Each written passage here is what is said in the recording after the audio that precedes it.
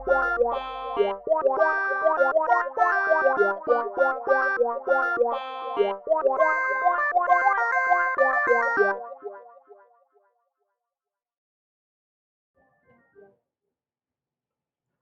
oh, that's not the right thing. There we go. Hey everybody, I'm the MoeChicken. Welcome to my stream. Oh yes, hello everyone. Sorry it was a little bit later. I had some hiccups with capture and stuff.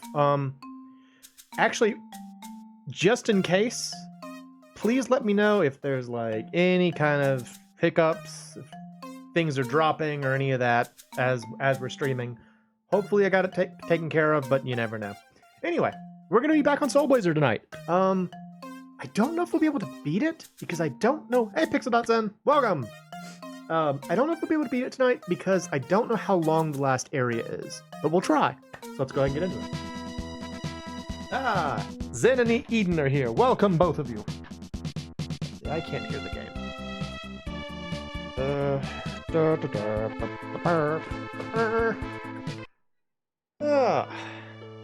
That's me. I'm not Dustin or Kenny. Alright, so, in the last episode, we met up with Dr. Leo finally in the castle of King Magrid. And he died. He heroically sacrificed himself, which was a bummer. But he did open the way to the world of evil, which is great. However, as soon as we got here, we found out that we need the Phoenix. In order to get the Phoenix, we need 3 things. We need the red hot stick, the red hot mirror, and the red hot something else. I don't have the 3rd thing.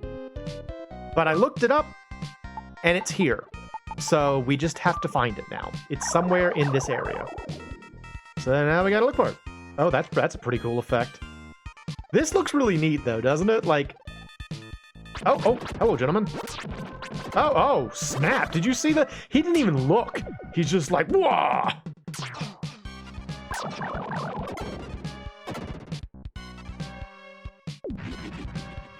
Okay. All right, so this is just going to be it's just a scary place. We're just going to try and get through a scary place. Good, but very lazy. Ooh, I want a lazy day. That sounds awesome.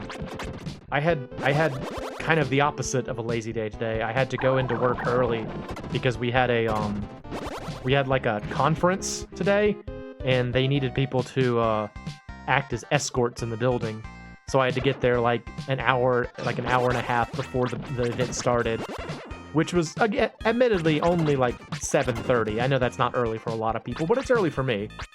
And so it was a bit of a challenge. And then I was there most of the day, ferrying people hither and yon. But, you know, it was different. It's kind of fun to do different things every once in a while, so. These are the best times. I like lazy days. I want to have a lazy day. Maybe I'll have a lazy day on Saturday. I want to say that it's supposed to, like, rain on Saturday. So I might just, like, loaf on Saturday. That might be cool. Might be a cool way to spend Saturday. We'll see. We'll see. Oh, lots of people talking. Hang on. Days are the best sometimes. Yep. Cool. Well, thank you all for coming out. Good to see everybody. Hope y'all are excited for some more Blazing of the Soul. Because again, we are very close to the end. I found money. That's cool. Can I hurt you? No, you're just a thing. Okay. Alright, so... this is just the world of evil. Also known as the world of space, I guess. Oh, hey. Okay, see you later. The music's kind of really dumb. Oh, more of this. Yeah, eat it. This, like, fire thing is really good, actually. It's honestly helping out quite a bit with these monsters. Especially the fly guys, because, like, you know, they disappear. Yeah, eat it. More? Oh, there's more. Okay. I like how the the purple guys like do kind of like a no-look attack, or they're like they don't even bother to look at you. They're just like, yeah, I'm cool enough. It's like 90 degrees no scope or something. That's a relevant meme, right? People still say that. I'm not old. Shut up. Look at them. They just don't even. They don't. It's just a no-look attack. Really funny. There's more of these guys. Okay.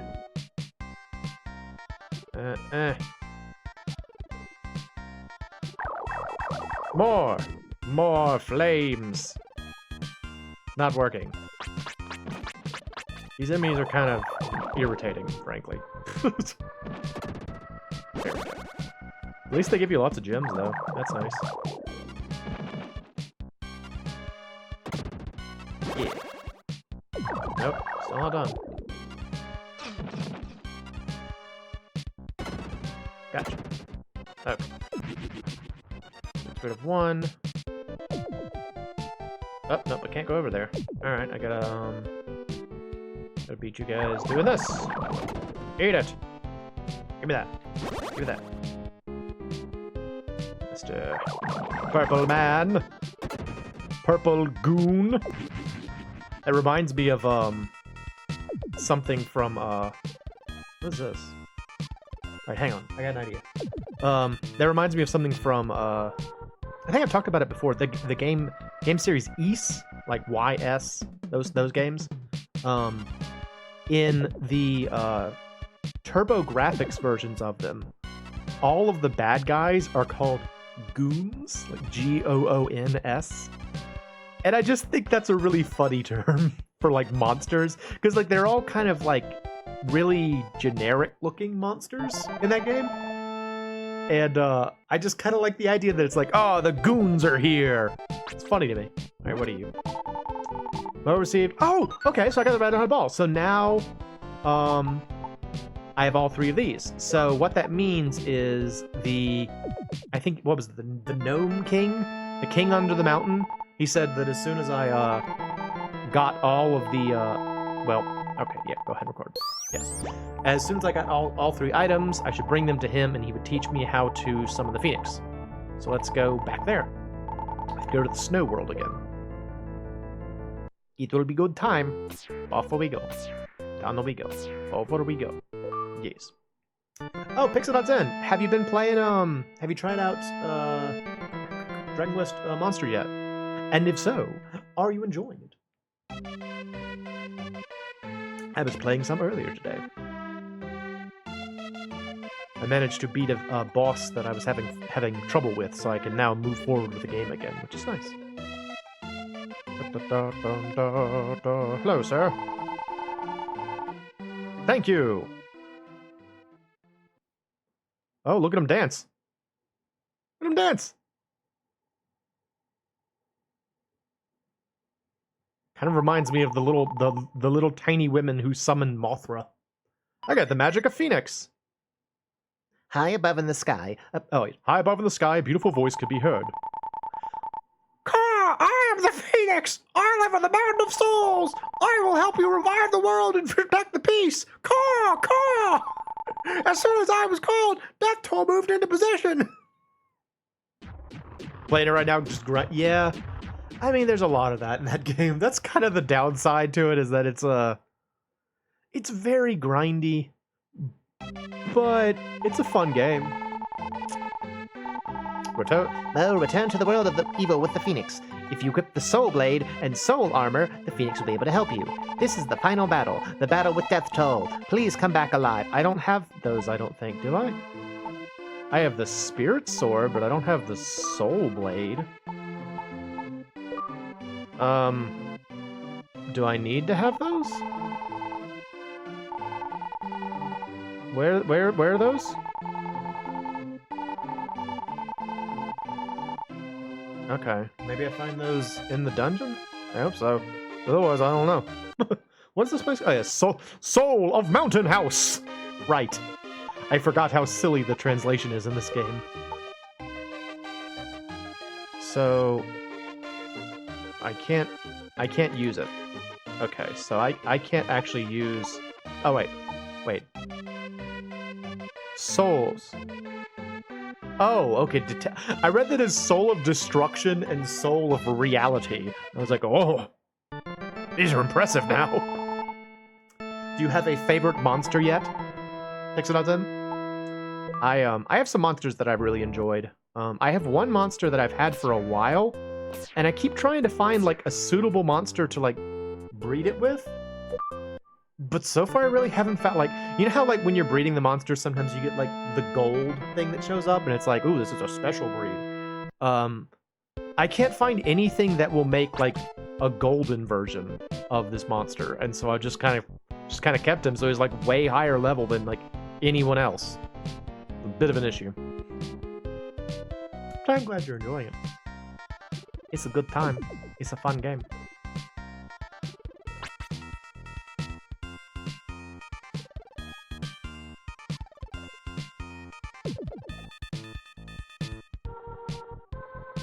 Okay, so I'm here now.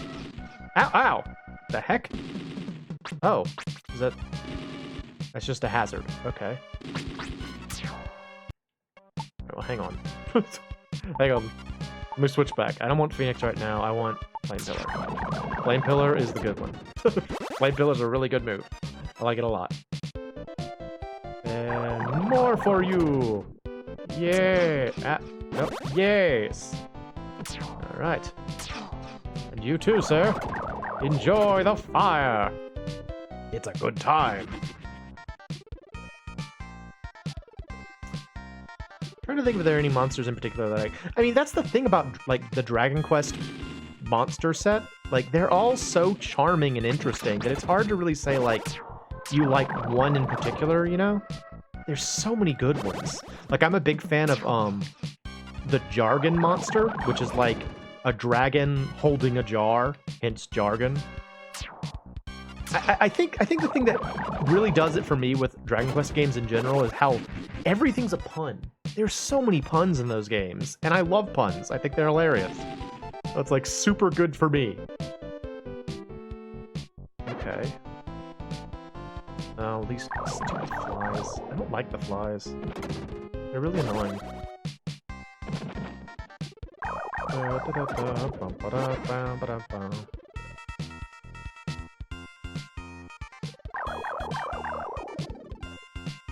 This music sounds like something from the third Teenage Mutant Ninja Turtles game for the NES. Like that.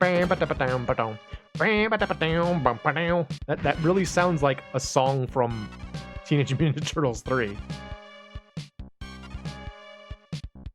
I'm assuming those tumbling things... You like the clay mummy, but you're still early in the game? You know, I don't know that if I got the clay mummy. That's the other thing, is that there's so many monsters that it's pretty easy to miss some. What was your starter monster? Mine was the mud mannequin, which is kind of like the little puppet guy. That was the one I started with. He was pretty cool. I liked him. It's over here. Not a whole lot, actually. Okay. What now, though? I can't fight these things, can I? They're not monsters, are they?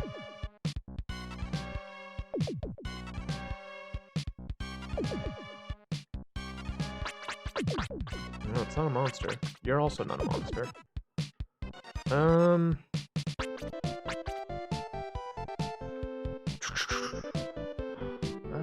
don't know.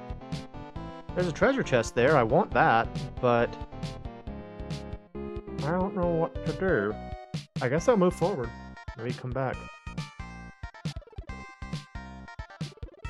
Oh. Oh! Oh my gosh, that thing really hurt. Whoa! What? No, I'm getting hurt by something else. The heck is that? I'm just dead. What? Oh! What happened? It's get killed. Is that just like a poison area? Do I need like a special armor to do that one? Jeez. I thought I was getting hit by the little rolling things, but no, it was whatever was in that area.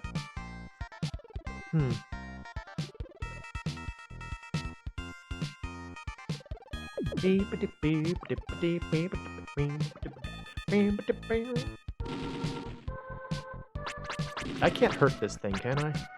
You're not like a monster, are you? No. Okay, it's just a hazard. I don't know. Let me through. Let me through. Whoa! Whoa! Oh, now you're attacking. Okay. I had no gems. That's annoying. Well, now I have some. Like that. Ow! Oof. Doggone it! These stupid frickin' flies, man. They suck. Okay. Now I can go through here. And we can find out what's in that treasure chest. Perhaps it will be better armor to get me through that area. Yeah. Oh, jeez. I remember early on, one of my favorite monsters was the little, like, kind of looks like a little green puffball with, like, 3 eyes. And, like, you meet them in the first area. I had one of those that I kept around for a long time just because I liked the way he looked. I was like, I like this weird little guy. I want him to be my friend for a while. Get out of here, fireball. Aha! Alright, what are you? Ah, soul armor. Okay, so that probably protects me against... Enables you to walk in... Oh, I was in space. I think that's what you're thinking of. Maybe my brain just made that up. Yeah, I mean, clay mummy is a pretty close approximation. I also started with the mud mannequin. That was the one I started with, so you must have answered the question the same way I did. Which is pretty fun. I like that. We are aligned, sir. Let's see. So, refresh my memory. I'm just talking to Zed now. Sorry, everybody else. I'm just talking to one person now. How familiar are you with, like, the Dragon Quest series? Oh, money. All right. So wait, these like creepy faces, this is what space is? So the area that I've been going through with the stars and the galaxies, that's not space. Space is where the scary screaming faces are. Got it. They don't tell you that at NASA.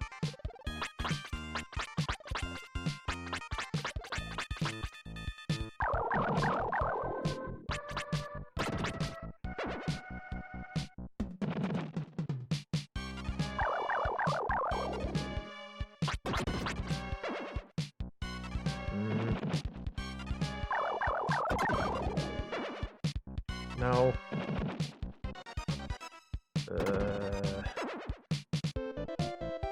Not very familiar. You've only played... Oh, that's right. We talked about this. Sorry, I forgot. Forgive me. You should definitely try some of the other ones, though, if you like it. Like, if you turn out to like Dragon Quest Monsters, The Dark Prince, it's, like, one of the things that I've found out about Dark Prince, based on where I'm at, is that it actually heavily features references to Dragon Quest IV. So, like, the main character of the Dark Prince is a sort of minor character in Dragon Quest IV. And, like, I actually, in my game, I actually just encountered the protagonist from Dragon Quest IV. He just showed up. And, so, it's pretty cool. I like that. I like that connection. Plus, I mean, you get to see all the monsters. I would say that if you're gonna start with one of the mainline ones, start with either 8 or 11 are gonna be your best bets. Those are my 2 favorites in terms of the mainline. Like 8 was actually what got me into the series. And then what's funny too is that, like, from what I understand, 8 was super duper popular with Americans as compared to Japanese people. Like, it's kind of the same thing with Final Fantasy 6-3, where it's like it was really popular in America and then just kind of not in Japan. Same thing with Dragon Quest 8, although 8 I think did okay in Japan. But yeah, 8's really good. It'll give you a good idea. It's not too long, which is one of the things I like about it. I'm just kind of standing there, sorry. It's not super duper long, but it's just kind of fun to play. Plus, it's one of the Dragon Quest games where you actually have like a party instead of like generic characters, because a lot of them have like kind of like make your own characters or make your own like characters, which means that they have no personality. But in 8, everybody has personality, which is cool. All right, well, this feels very important. I don't have the... Wait, do I have the Soul Blade? I don't have the Soul Blade. The poor creature that repeats transmigration of the soul and cannot die. I will put you in a deep sleep. Oh. Is this supposed to be Death Toll?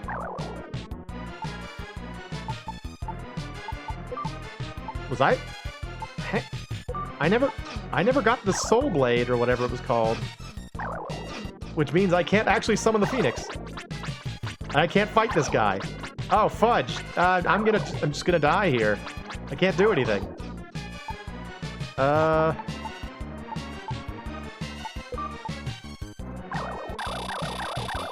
Yeah, he's just invincible. Am I just supposed to lose? That doesn't seem likely. Hang on, is there an item that I need to use? I have a big pearl. I have a door key that's lowercase. A mobile key that's lowercase. Yeah, I don't have anything. I don't know. I don't know. Oh, one more note, Zen.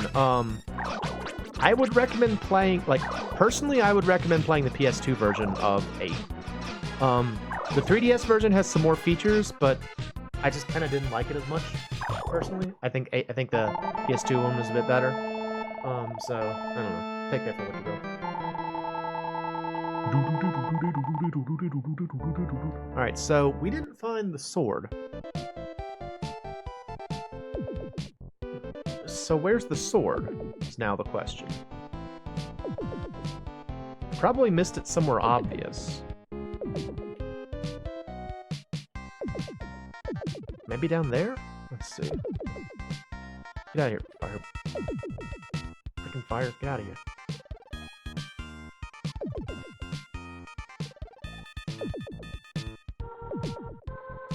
This might be a sword. Ah! Oh, I got the Soul Blade! Fancy! I missed the sword. Okay. The strongest sword you may use. Excellent! Now, presumably, I can summon the Phoenix. Caw. Except I have no gems. So that might be a bit of an issue. I gotta go find something to get gems. Oops. Hang on. Okay, I gotta go kill something. Give me a sec. I got the Soul Blade, but I don't know what to do with it. Yeah, not a problem. Always glad to give recommendations about games that I like. I do so like the Dragon Quest series. I could give you more recommendations, but I also don't want to, like, overwhelm you with recommendations. Those are 2 good ones to start with, so. Like, as I understand it, when Square Enix was working on Dragon Quest XI, they were kind of trying to recapture the magic of 8, because 8 had been tremendously successful. And 9 was kind of not that successful, and 10 was like a Japan-only version, so it was lacking certain things as well. Actually, I think 11, or no, I think 10 was the one that was like a an MMORPG maybe, something like that. Yeah, actually, yeah, I think it was, because I wanted to play it, but you couldn't because it didn't exist in America, which is a bummer. So I was like, oh, Dragon Quest MMO, I want to do that. But alas, I could not. How's everybody else doing tonight? Stop talking exclusively to Zen, I apologize. Hopefully everyone else is having a wonderful evening, a wonderful Thursday.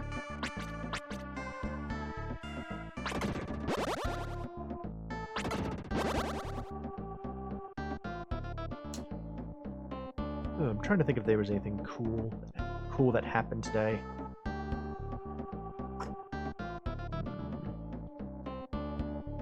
feel like there was something cool that happened today. No, I can't remember what it was. Nuts. I'll think on that. The downside is since I've closed off all of the gates, it's kind of hard to get gems.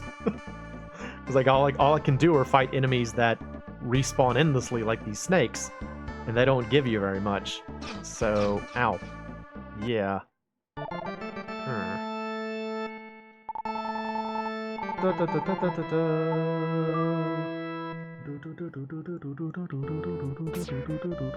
Oh, how's the sound, by the way? Everything sounding okay? Let me know.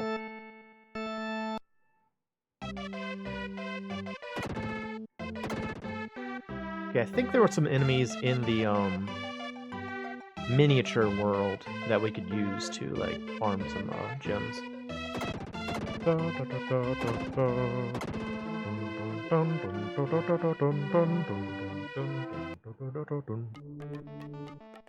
Alright, yeah, these guys.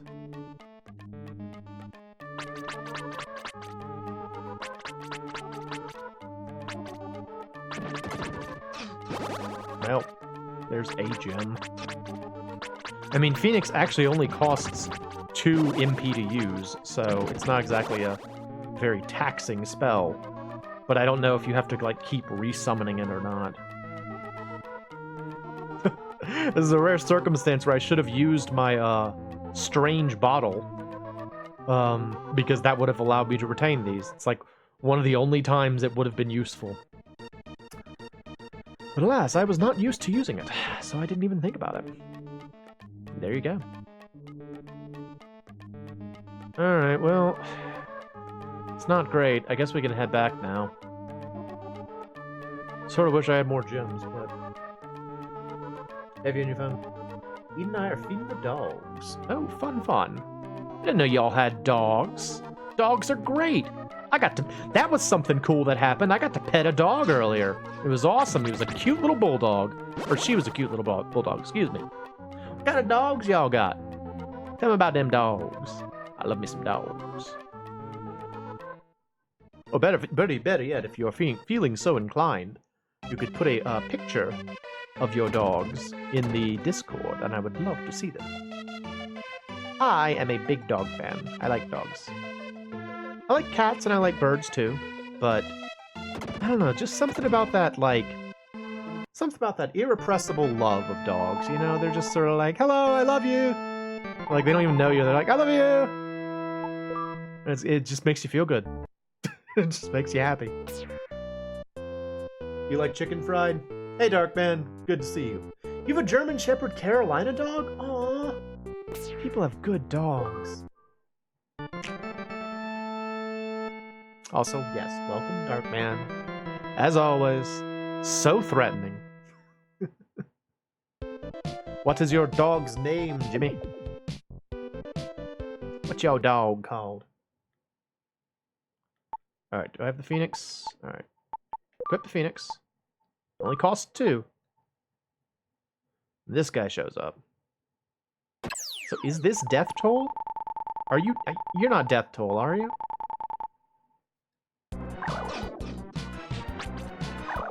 Oh, I just shoot it. Whoa, that's cool. Okay. Well, I still gotta be careful. Still gotta be careful with this battle, but...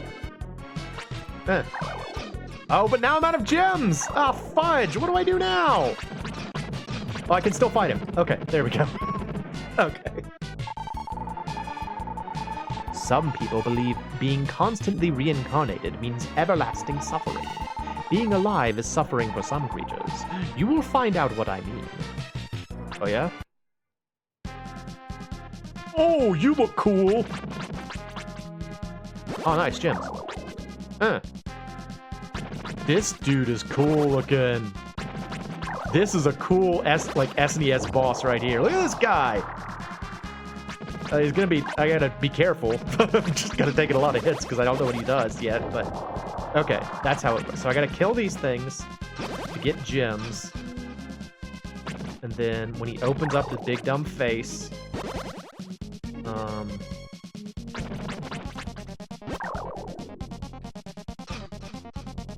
Come on, open. Oh, okay. He only opens it once all the other flames are gone. Got it. Okay. Learning the boss fight. Learning the boss fight. I should probably equip. This good boy. We have a beagle and an English Springer Spaniel. Nice. I believe in a flying spaghetti monster. I remember the flying spaghetti monster. That was a thing for a little while on the internet. It was one of those things that, like, I wasn't really on the part of the internet that talked about it, and so I remember being really, like, weirded out the first time I saw it. I was like, what is that thing? Because it just kind of looks like some sort of freakish alien if you're like not in on the joke. It's just like what is this? All right, am I doing damage to this guy? I can't actually tell. And then I'm an HP bar, which I guess makes sense. It's the final boss, but I think this is probably the final boss. I mean, he certainly looks the part. It's awesome looking. It's a really cool boss. I want to say also, I mentioned it before, I believe in the Japanese version of both this and ActRaiser, it literally is a fight against, like, Satan.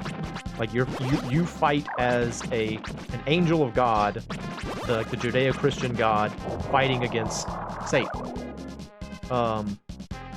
So, yeah, this is Satan, apparently. Again, it looks the part. It fits.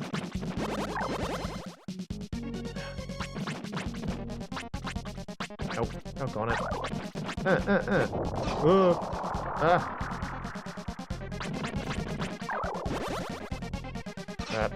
Ow, he got me. Ooh. This boss looks like a heavy metal t-shirt. I could see that. I could see that. Well, crap.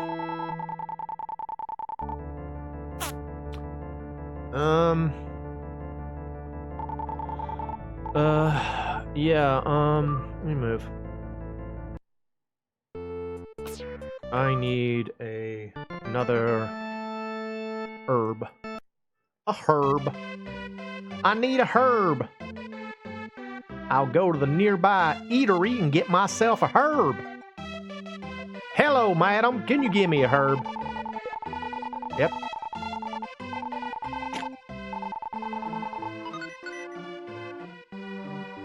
You know, I don't know. I can't figure out if that's supposed to be a joke or not. The idea that she's, like, claims that she can read people's minds, or what? Because, like, she only ever if you walk up to her, she always assumes you want a medical herb. That's all she ever does. I'm honestly not sure if it's supposed to be a joke. All right. Well, unfortunately, I don't have any gems, which means I cannot summon the Phoenix, but I can damage this guy. Yep, I know. I can damage this guy with physical attacks.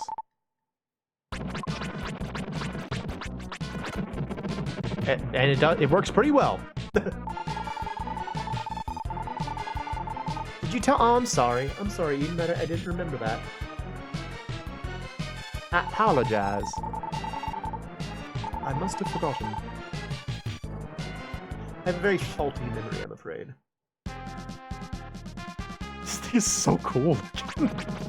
It's so cool looking. It kind of reminds me of something from Demon's Crest as well. Oh, Demon's Crest is a good game. I was trying to play what's that game called? Hang on. Let's see. Alright, let me de-equip the Phoenix real quick. Let me just farm some gems for a little while.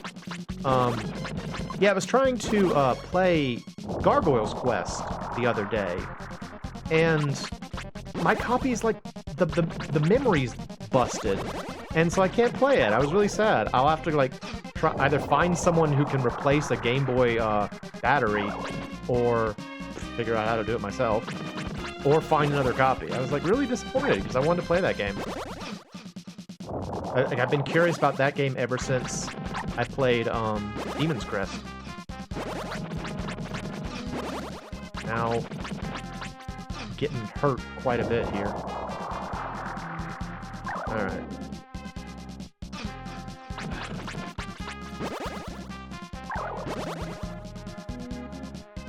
I wonder if the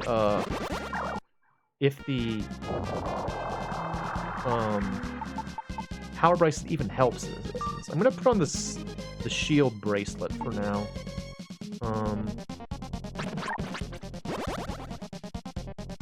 Because, like, I'm not hitting him with my sword. I'm hitting him with the Phoenix. Ow. Stop. Alright, I have a lot of these now.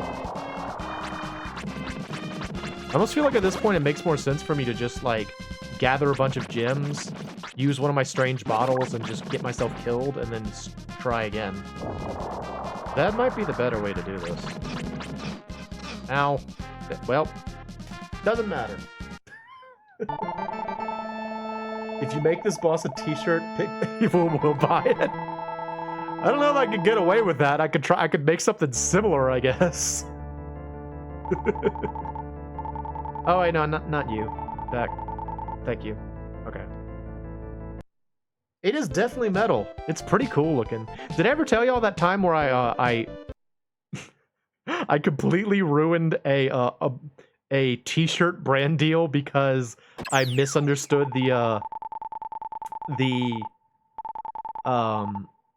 sort of, I guess, vibe of... Oh wait, that's right. I need this one. I completely misunderstood the vibe of the people I was working with, and like I made, like, so the company was called I think they were called Sanctified, and they were supposed to be like a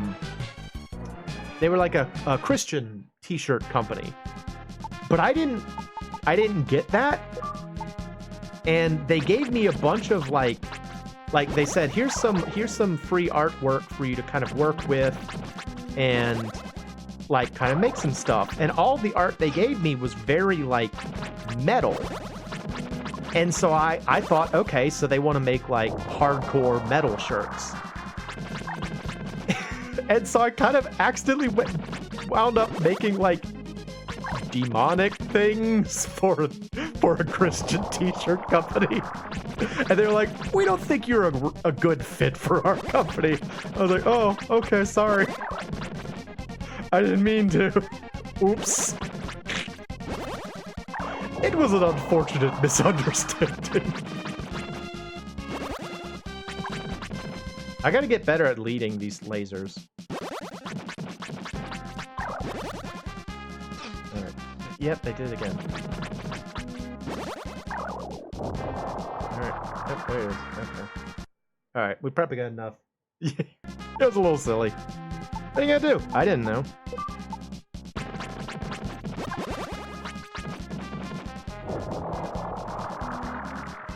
I just didn't get it. What can I say? I mean, they gave me like a bunch of stuff like chains and like really kind of like ragged looking wings, and I'm like, oh, okay, these are kind of cool. They're probably looking for something like really intense and like metal. And so that's what I made, and then they're like, nope, not what we were looking for. It was a real disappointment too, because that was gonna be like my first kind of like graphic design style work out of college. And I was all excited. I was like, oh, I'm gonna make t-shirts with my graphic design skills? This is awesome. No, it didn't work out. Didn't work out at all. Oh well, c'est la vie.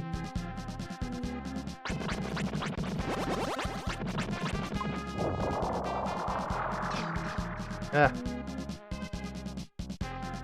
Alright, what's lasers? Lasers, lasers, lasers.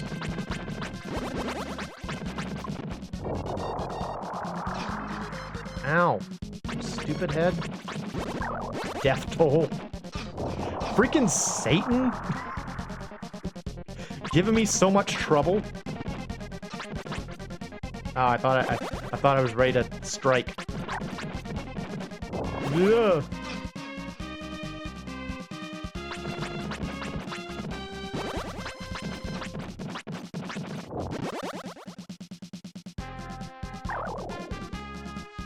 I guess we're still moving along.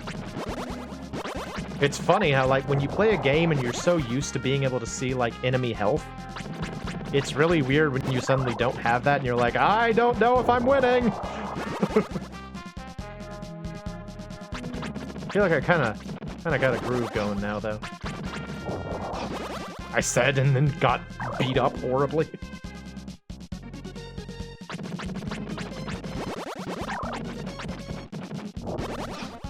Ow.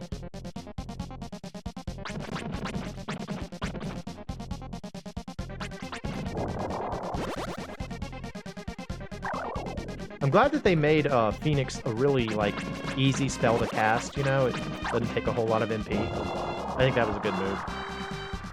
Like, just from a game design perspective, I think it makes more sense to... Since you have to use it to fight the final boss, not force you to, like, grind for gems or anything.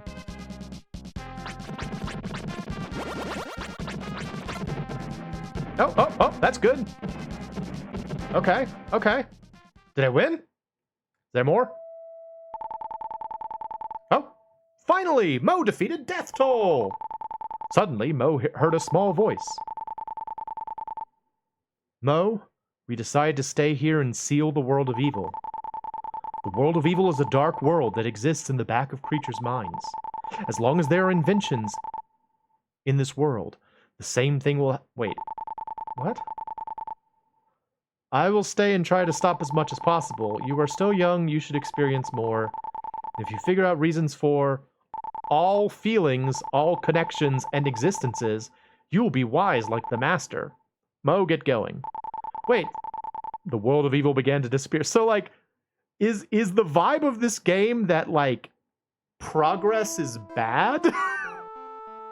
Moe, you made it. All the creatures have been saved, every last one, thanks to you. Why don't you go out and see the world and all it is creatures? Okay. You finally made it. First of all, let me say thank you. I started to think of many things. I know this may sound strange, but in the human world, a person kills one man is a murderer. However, a person kills 100, and he is praised as a hero. I became a king by this theory. I always felt lonely. Even if I had many men and beautiful women around me, I felt alone. Now I realize no man can live by himself. I'm going to spend all the money I received from Death Toll. Construct and build a great town. This is my way of compensating the people I helped defeat. Kill. You killed them, actually. But I also want to build a town where people won't have anything to fear. They can begin to believe in themselves. Moe, thank you very much. I will build statues of you and Dr. Leo in the center of town. I promise to tell every generation about your accomplishments. Alright, so cool. Peace out. Moe, you made it. Dr. Leo can pass away peacefully. Wait, no, she was French. We tools exist to be used by human beings. We are happy if we are helpful to the humans, and we hurt if they use us in the wrong way. Even though we would like to tell them not to use us the wrong way, we cannot. This is very painful. But Dr. Leo understood our feelings. The tools Dr. Leo used must have been happy. Yay! Oh, you're back. There's a snail here. Well, I wasn't worried, but, Gnome was, really worried about you. Not me, though. Gnome, say something.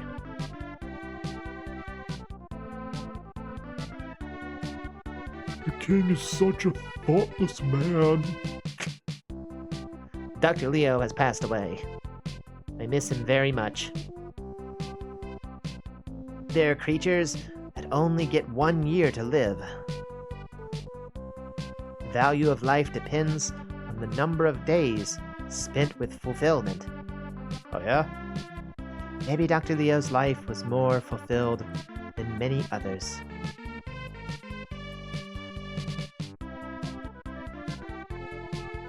Oh. I forgot what her voice was. Moe, thank you very much. Peace has returned here to St. Ellis. Oh, the dolphin Louie used to live with Dr. Leo. It's strange. Whenever he tells me about Dr. Leo and his daughter, Lisa, I miss them and sometimes find myself crying terribly. Now Dr. Leo's gone. Lisa must be very lonely, if you know what I mean. Oh, here comes Louie. He must have heard your voice. I didn't say anything. You did just there.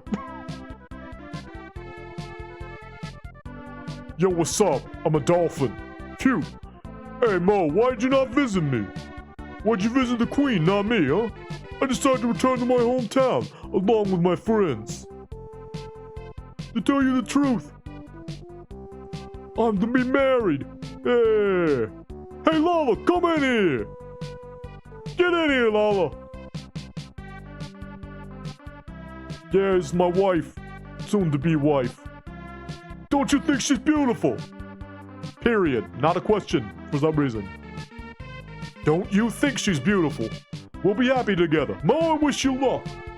Yeah, good luck. I'm gonna go off with my fish wife. Meanwhile, Turbo's grave. oh, Turbo's grave is standing alone. When Mo closed his eyes, he tried to imagine Turbo. Bye, dog. Oh, there's a dog.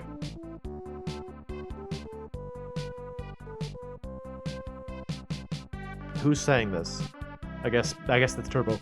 My good sleep comes after hard work. Good rest comes after a lost life. I will rest well with Dr. Leo. Oh, hey, that means thank you. I learned that from the other dog. Yeah. Lisa appears to be sleeping. Mo, placed the dream rod upon Lisa's head. Grammar was not an issue. Mo, I thought I would meet you here. I am all alone. I know that as time passes, I will stop feeling lonely. My father used to tell me that the key to happiness lies in patience, not in haste. I don't know whether you are an angel or a human, but I must ask you to do me a favor. I will not ask you to stay with me. Only promise me that you will return someday. You could tell me a lie, but I feel our promise will give me hope for the future. Did you beat us?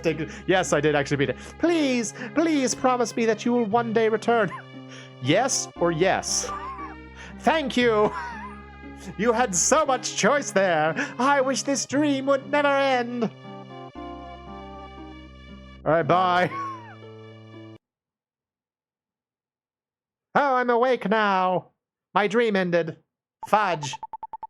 Mo, promise me that you will return someday. Sure. Oh. Graphics. Grass Valley at sunset, with glistening ocean. The restored world was beautiful.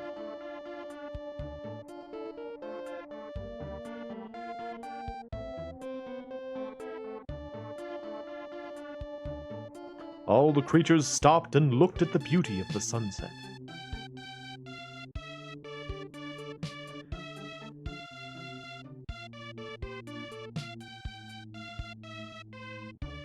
One was with his child, and one was with his friend. Creatures were in awe of the scenery.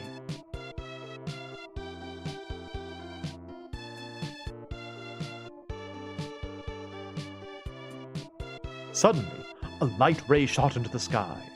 However, no one noticed it.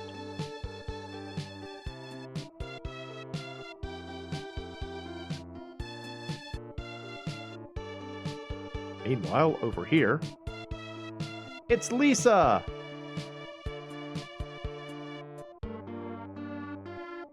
Lisa was standing all by herself, not looking at the sunset. She was looking the other way from the sunset. Lisa is tired of sunsets. She doesn't care to look upon them anymore.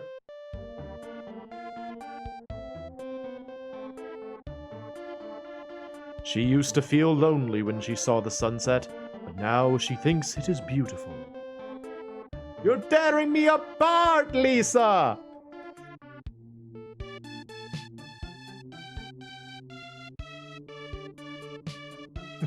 She's so tired of the sunset, she doesn't care to look upon it. Just as her father changed impossible to possible, Lisa feels she will be happy if she believes.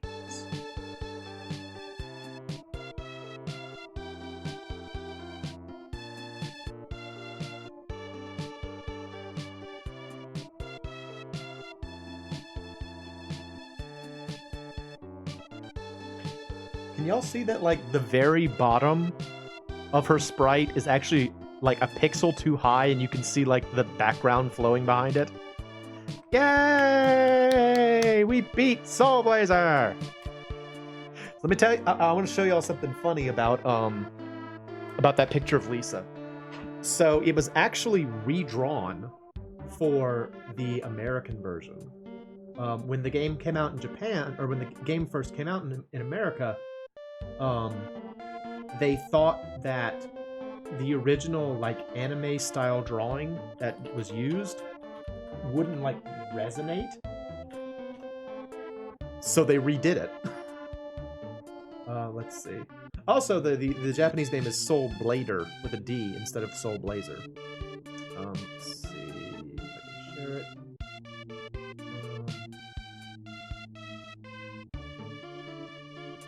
Oh, we got all kinds of things here.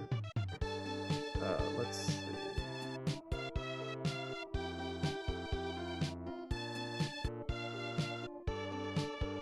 Yeah, she looks much more of an adult in the English version. Let's see. Well, I don't want to cut away from the people who made it. We'll wait for the credits to end, but then I'll show you what I'm talking about. There's also like other things, like there was like censorship. Apparently, y'all remember when we fought Poseidon, like the weird snake-like water guy? That was supposed to be Medusa, and she's topless in the Japanese version. Looks like they also made death toll a little bit harder.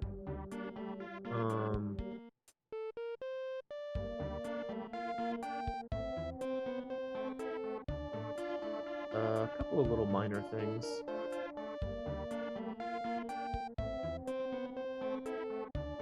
I am curious where all the items we missed. Dog's named Bandit. That's a cool name for a dog.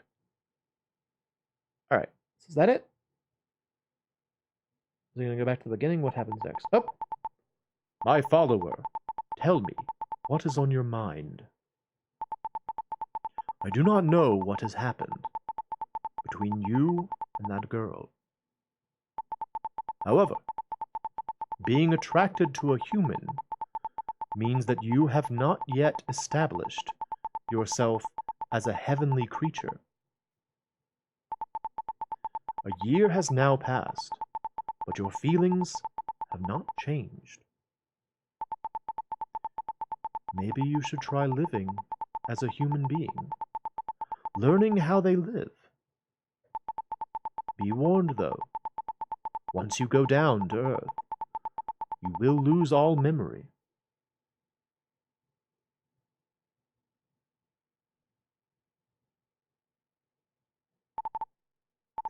Hey, Turbo!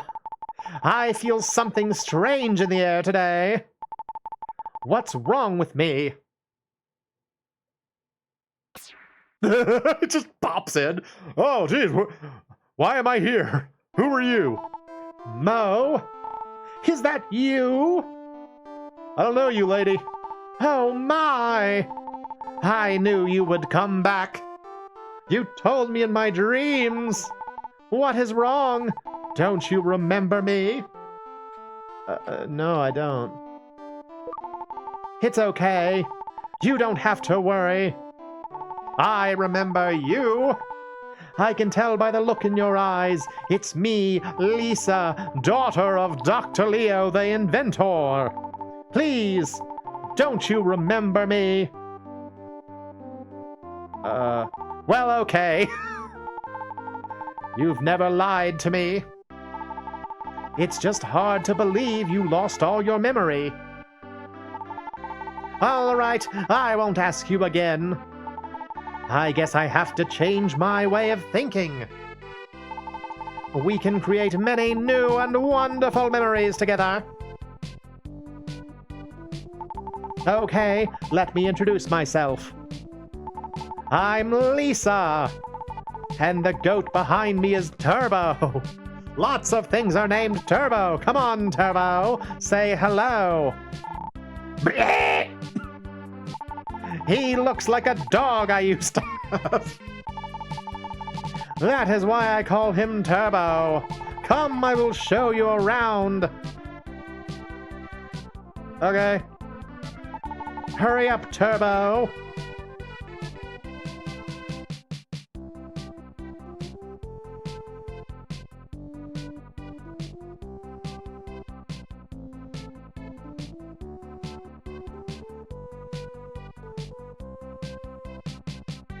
The end. Yay! Oh, hey, hot dog. Welcome. Okay, I think that's it for the game. Let me show you what I was talking about. Desktop. So here is the cutting room floors page on soulblazer. It's mostly just this game has a data crystal page. What? What is a data crystal page? Okay, I don't know what that is. Yeah, so we got Enix logo was changed, Soulblazer to Soulblazer. Name entry was longer, menus a little bit different. Couple of change. This is an interesting one. So they changed the way that the first bosses fought. In the Japanese one, they have like two conveyor belts pushing against you and then just open space, which means you had less chance to run up and like hit him. And in this one you can like walk against the conveyor belt and hit him. Death toll was his attacks were wider apparently. She's topless, they turn him into a man. Looks like the Mermaid Queen was given a more obvious bikini top. But yes, here we go. So this is Lisa. So this is the American Lisa, and this is the Japanese Lisa. And you can see like she's definitely looks like younger and more anime-ish in the original, and then in the American version she looks like older. So I don't know. I just thought that was kind of an interesting little change. Y'all just talking about dogs? Okay, I want to see dogs too. Hang on. People apparently sending out dogs. Look! Dogs and cats and adorable animals. Look at them. Look how cute they are. Oh. Yay for animals. All right, well, we're only an hour in. I don't want to hook up the Wii U. So I tell you what, the other day Eden was talking about Super Mario The Lost Levels. Why don't we just play that for an hour? That sound good? If so, I'll go grab it and I'll be right back. So yeah. I will just assume that's good. So I'm putting y'all on intermission for a bit.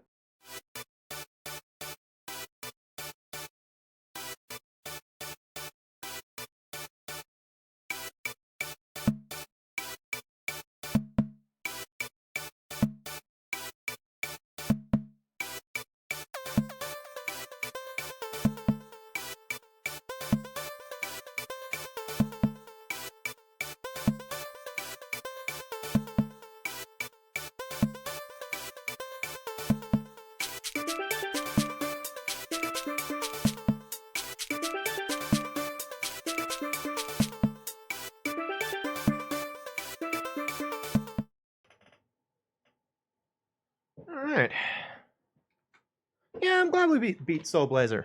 Did y'all like it? I think it's a super fun game. I feel like it's kind of underrated because like the games that came after it were more like dense and complex. But the first one's good too. Super Mario. Man, it's so nostalgic for me to see the Mario All-Stars opening. So cool. So cool. Y'all got some good-looking animals. Alright, let's see. I want... No, that is the one I want. Alright, should we play Mario game or Luigi game? What do y'all think? Mario game plays like Mario 1. Luigi game, you jump higher and run faster, but you're also slipperier. Which would you be more interested in?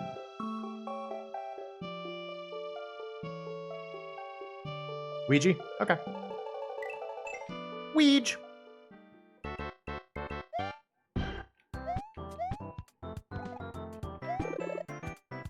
So the interesting thing about Mario Lost Levels, it actually was supposed to be like a game for people that, like, as I understand it, Mario, like the original Super Mario Brothers 2, what we think of as Mario the Lost Levels, oh, sorry, I haven't played as Luigi in a while in this game. He's very slippery.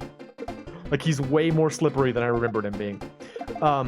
Yeah, I want to say that, like, Mario 2, the Lost Levels, came out only like a year, or maybe not even a full year, after Mario 1 came out.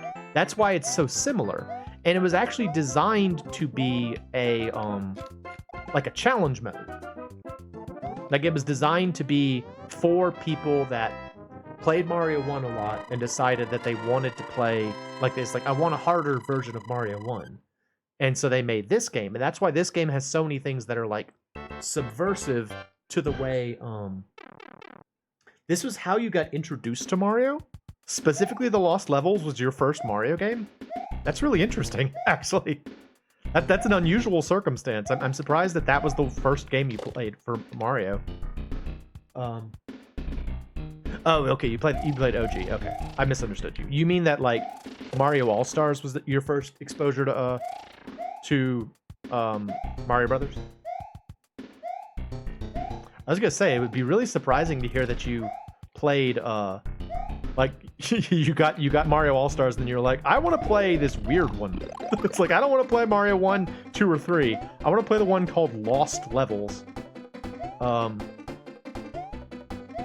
yeah, that's why, like, so many things in this version of the game are, like, strange or subversive, or, like, kind of play on things you wouldn't expect. Like, this game has sections where, well, first of all, with Luigi, you can actually jump over the flagpole.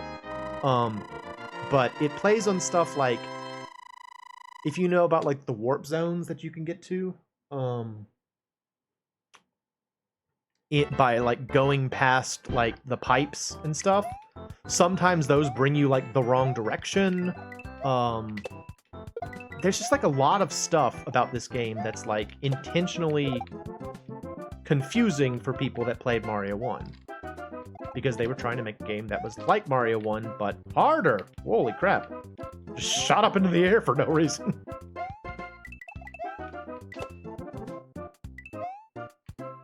I would not...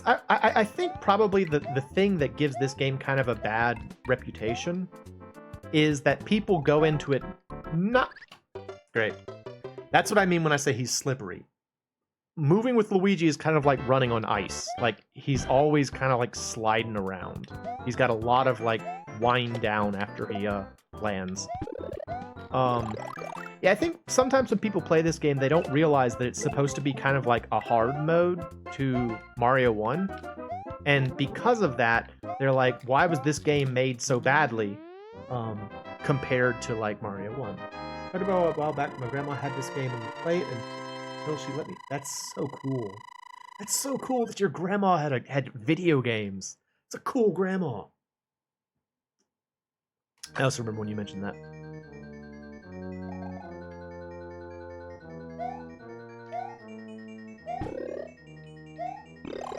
Yep.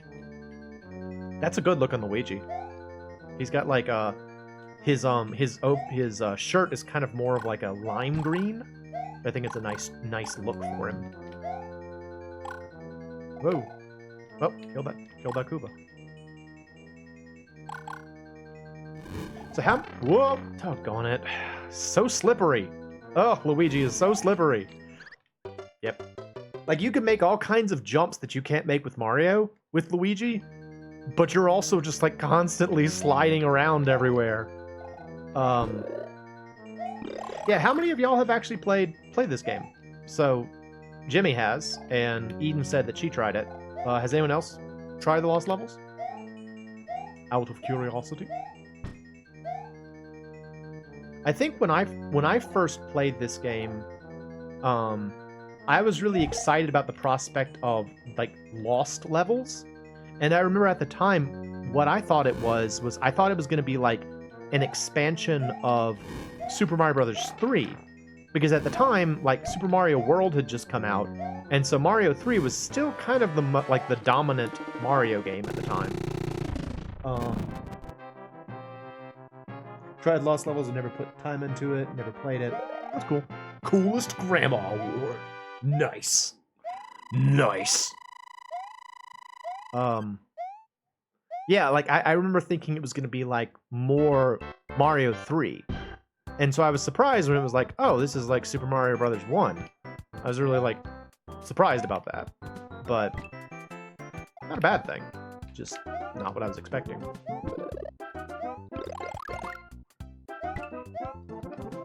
I'm going to come to regret that y'all have me play as Luigi, I'm sure. I wouldn't say that playing as Luigi is hard mode, but there's definitely some things about it that are harder. Whoop! To the sky! Uh-oh. Uh-oh. Okay. Whoop!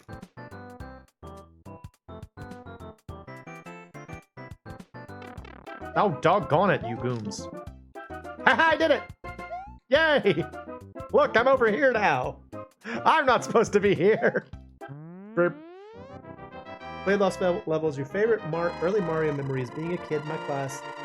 Being the first kid in my class to get a Game Genie in the early 90s. First thing I did was to use the moon gravity code. Awesome. Yes. Yes.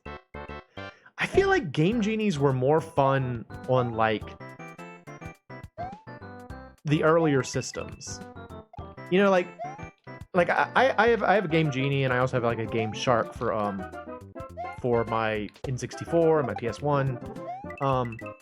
And somehow it's like it's less interesting for later games. Like when I was a kid, a Game Genie felt like, well, a genie. It felt like you were able to just make magic happen on your video game system. And that was so cool, because it was like, I can do anything. I can do anything with this Game Genie, with these bloinks and blonks. Which, by the way, little self-reference in terms of blinks and bloinks. I made an animated short about Game Genie on my my regular channel if you want to check that out. But it was like real magic. It just felt so cool. You're like, oh my gosh, I can do anything with this. It really is a genie. You know, the toy company Galoob invented a genie for video. Doggone it! Doggone it! Ugh. Gentlemen, thank you.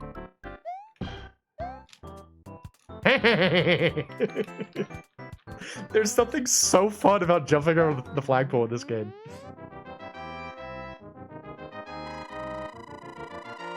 You never had a Game Genie, but you were able to play around with it through emulation. Yeah, well, as long as I got to play with it.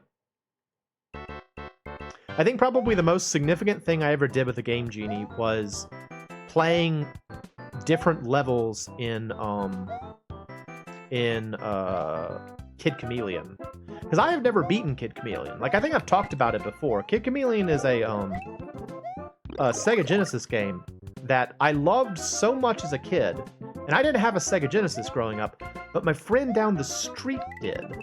And so every time I found out that my friend down the street was going to rent a game, he'd ask me like, you know, do you have any suggestions? And I'd always say Kid Chameleon every time. And I only found out later in life that after a while he started telling me, oh, they didn't have it, so I got something else. Because he was just sick of renting Kid Chameleon. Suffice it to say, I own a copy of Kid Chameleon now. Oh, this is gonna be a mess.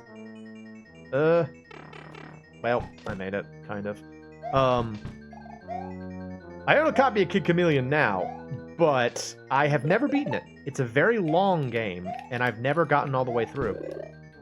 I'd love to do so sometime, but it's also a game that doesn't have passwords, which means if I want to do it, I'd have to do it all in one sitting, which does not sound very appealing. Oh, this frickin' Poodaboo. Oh, this frickin' Poodaboo. No! Oh no! Oh no! Oh, okay. Burp, burp. Whoa! Oh! Oh, so slippery! Oh, doggone it. Screw you, Bowser. Would you... Let's see. I got the SNES Game Genie for my birthday one year. I think I sold it in college. I would use the Game Genie to access debug modes and menus in some games. Oh, yeah, that's fun. That kind of stuff is fun. I remember playing around with the debug menu in, in Mario 64, and some of the stage names, like some of the internal stage names for the levels in Mario 64 were like kind of scary, if I remember correctly. I'm trying to remember. It's another one of those things that's probably on the cutting room floor, but yeah, I want to say that there was like a scary level called like Death Zone or something. That, you know, the public was never supposed to see. It was supposed to just be like an internal name for the game designers, and but they kept it in the debug menu, and I was like, oh, what's Death Zone? Oh, doggone it. See you later. Oh, look at that sweet picture of Luigi in the background. Look how cool he looks. That is the more handsome brother, isn't he? Luigi's the handsome brother. His face. My 11th birthday, my dad saved up and rented a Genesis and Decap Attack. Decap Attack? Really? My only familiarity with Decap Attack was the short series that the Game Grumps did on it. And I gotta say, it did not look like the most appealing game, but was it? Was it like a fun game? Even today, I'm nervous accessing them because some debug menus can lead to game crashes and glitch sprites. Well, yeah, but sometimes that's kind of the fun. Like, I don't usually go into a debug menu assuming that I'm gonna be like playing afterward. Usually, it's to just kind of check things out and then like reset the game.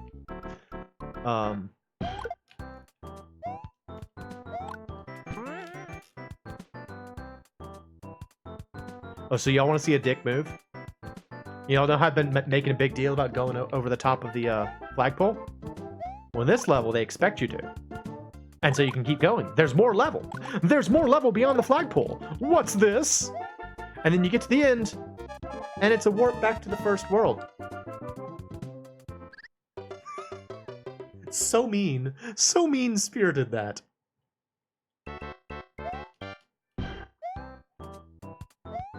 I remember being like, I went from like kind of like elation as I finally made it over the top of the flagpole to utter frustration afterward when I realized that the only choice I had was to either kill myself or go back to the first world.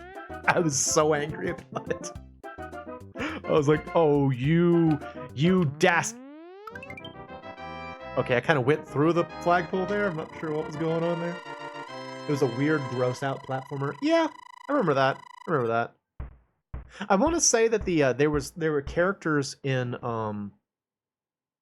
that game that reminded me of characters from Brain Dead 13, which was a completely different game than I thought it was growing up. Like, I remember seeing the case for Brain Dead 13 in like a display case at a used video game store when I was like a little kid. And I was like, oh, this game looks awesome. It's like a cartoon. But I didn't know what it actually was for many years. If you don't know, it's basically like a Dragon's Lair kind of game. It's like a Laserdisc game. And depending on the system you're playing it on, it's either pretty good or abominable. I have the abominable version. Like some versions of the game have absolutely terrible load times, which kind of makes things tough when you're playing a game where you're constantly dying.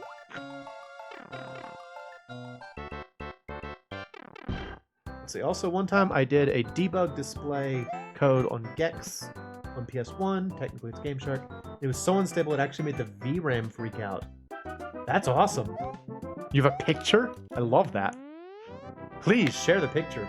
Put it in the game talking section on the Discord. I'd love to see it.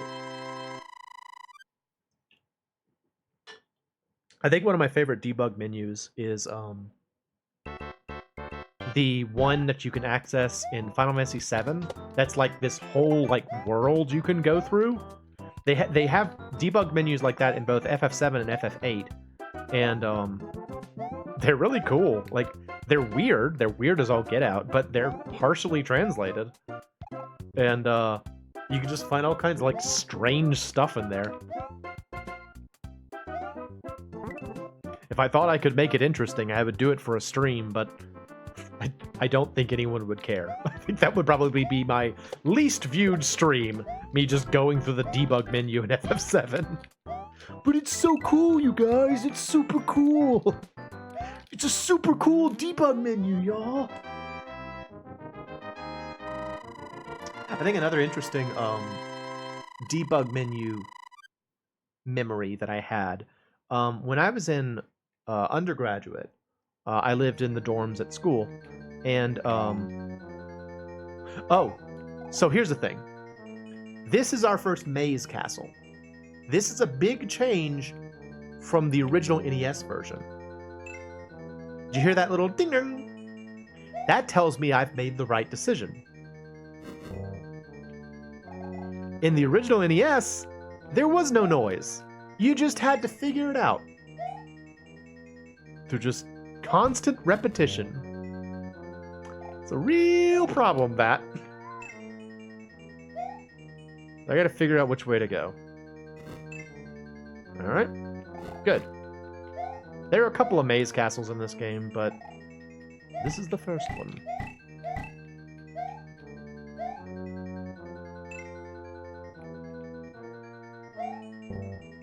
Nope, wrong. Okay. Whew. Yeah, such a helpful change. I mean, I get it, like, you know, when... Wait, did I decide that this was the wrong way? Yes. Where'd that Poodaboo come from? What? What? Okay, see you later. That was really weird. Alright, so... Up first is right. We don't want to do this. Up is good.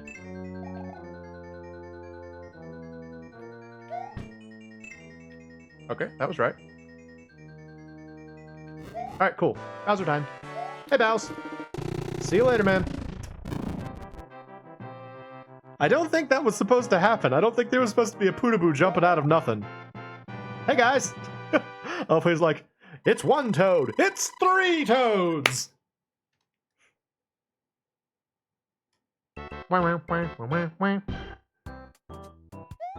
Ah, they introduced the red piranha plants here. So, if you're familiar with Mario 1, you might be aware that if you stand next to a piranha plant's pipe... Great. I didn't get the jump right, and so I fell in the water. Yeah, if you stand next to a piranha plant's pipe in the original game, they will not come out until you move away from it. It's a good way to be kind of like safe about piranha plants. In this game, though, they introduced the red ones. The red ones don't do that. The red ones will gladly come out of their pipes, even if you're standing next to them. They are not afraid. Doggone it. Frickin' Lakitu. How do you refer to that guy? Do you call him Lakitu or Lakitu? I hear people saying Lakitu nowadays, and I always called him Lakitu. But I feel like Lakitu is probably closer to like how it would be pronounced in Japanese, but that's not his Japanese name, so it doesn't really match. I'm honestly not sure. Oh, ooh, I want that. Yes, please. I say Lakitu. Okay, so you say it like I do. Time to dance. It's very important. I love that they kept this in for the Super Nintendo version. Because you could do that in the NES version, too. You could dance at the top of the beanpole. And I love that it's still in the game. It makes me super happy. Well, crap. I did that wrong.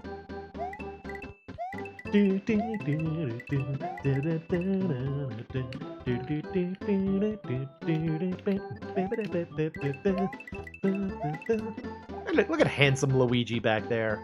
What a bro.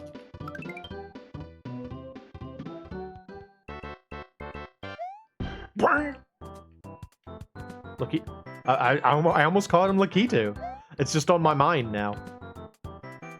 Whoa, hey Ben.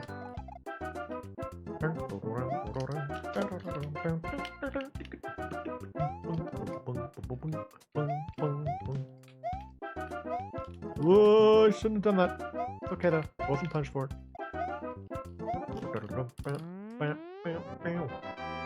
Ouija. So have I gotten past the place that you saw before, Eden? Is this new territory for you? I'm curious.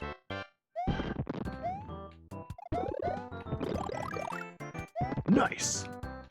Man, there's something that feels so cool about getting like a fire flower in the first game.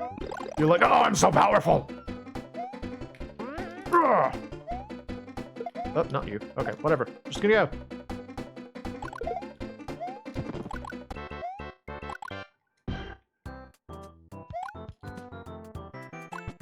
Isn't there a thing about this? Isn't there a thing about this? I feel like there's something with this. Get out of here, man. Dude! Did you see that dodge? Nope, I don't know. Whatever. Ever seen past World 1? You're very impressed with my skills? Well, thank you very much. I have played the game before, though. I have played and beaten this game before, so. Although, I will admit, it's been quite a long time since I played all the way through. I did it again. Yay, yay, yay, yay, yay.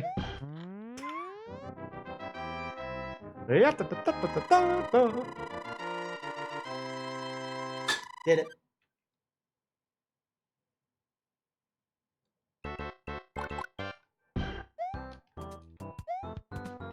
Boing.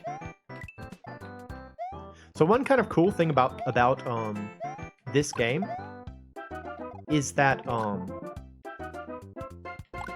well, like specifically the Super Nintendo version, because the Super Nintendo version included the bit where you can save your progress and come back.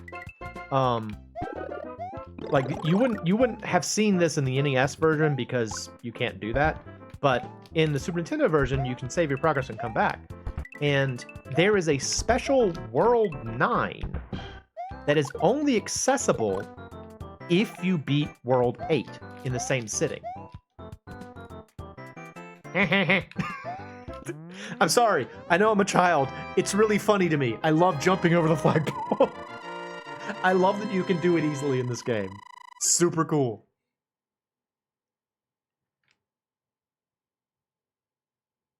Whoa! Hang on, everybody. Look at that!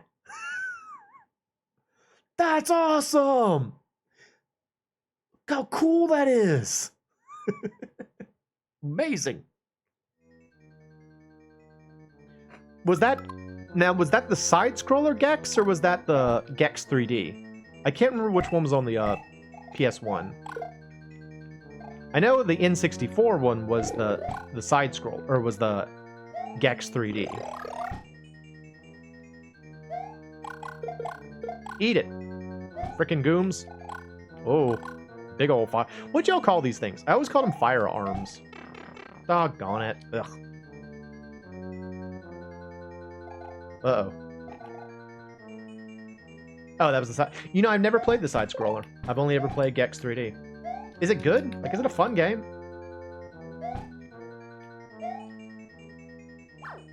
Oh, jeez. I'm just gonna go.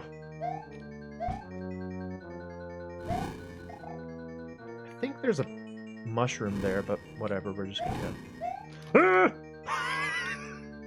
Minor freak out there. Whoa. Whoa. Whoa. Ow. It's pretty decent. Okay. I'll try and track it down sometime. Oh, I never finished my thought about undergrad. Yeah, so... Oh, no, don't go that way. Don't go that way! Yay, okay, cool. In undergraduate, I lived in the dorms, and as is the case with dorms, they assign you roommates. And my first year, I had a pair of foreign exchange students from Nigeria who lived in my room. And it was actually a really nice experience for me that was like very eye-opening in terms of like, you know, I hadn't ever met anyone from Nigeria. And so I was like, I like learned a lot. Not only about like them, but also kind of like about myself. I realized a lot of like kind of, I don't know if prejudice is the right word, but a lot of misconceptions about the world, I guess you could say, were revealed to me through that experience. So it was definitely a good learning experience for me. But anyway, one of those things that was kind of interesting to learn, I had no idea what the state of like video games were in Africa. And so, again, not proud of it, but at first I kind of treated whenever they were playing video games like it was the first time they'd ever seen it. Again, I get it. It's a backward view. I'm glad that I'm past that a little bit. But I didn't know. I had never been to Africa. I didn't know. And so, like, they were honestly pretty good at video games because they were both guys who had played games extensively growing up. And so I was constantly being impressed with how good they were at things. And one of them found a debug menu completely by accident while playing a game. They were just like playing through the game and he hit a certain sequence of keys and brought up the debug menu in the middle of the game. Oh, wind! That's right, there's wind in this game. You get like gusts of wind, which is nice. So yeah, don't have prejudices, folks.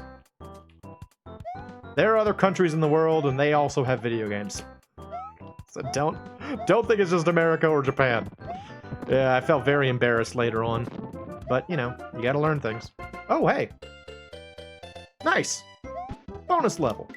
Sweet.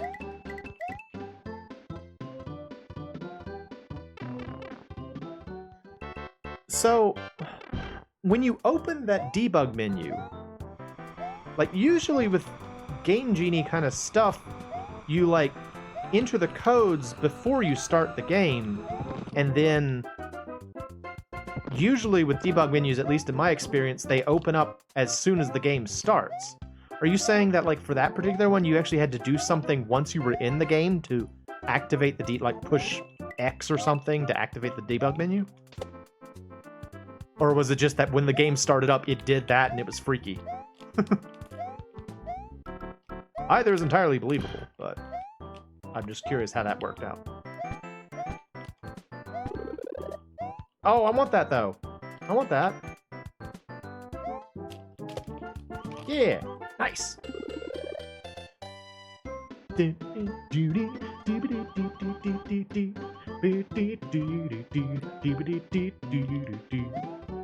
Yeah, I couldn't believe that guy just accidentally found the debug menu while playing the game.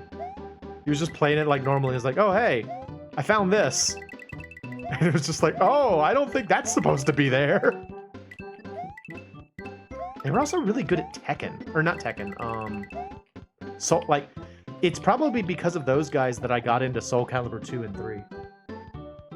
Because they liked playing Soul Calibur 2 and 3, and they were way better at it than it was. If they started working immediately, but all I did was move around in the stage where the game didn't like, oh, okay. Where am I now? Warp Zone 6. Oh, but we're gonna miss out on Warp Zone. We're gonna miss out on Stage 5. Well, sorry. I did not realize that would happen.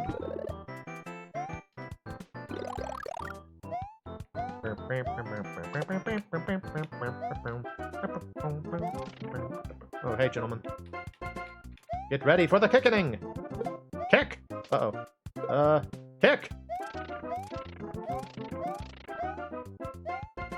Who would you say is your favorite, do y'all have, like, a favorite Mario monster? Let me kind of reduce that a little bit, because that's a wide field, I know. Let's say, do you have a favorite Mario bad guy from the first Mario game? Not you, dude. Can I just go over? Let's see. Can I use Luigi's amazing jump? Almost. Using... Nope. Well, I lose invincibility! I think probably my favorite monster from... Oh, no! Oh, fudge! Man! Birdo's good. Birdo's good. Did you know Birdo was actually called Ostro in the credits of Mario 2? They got the name of their own character incorrect.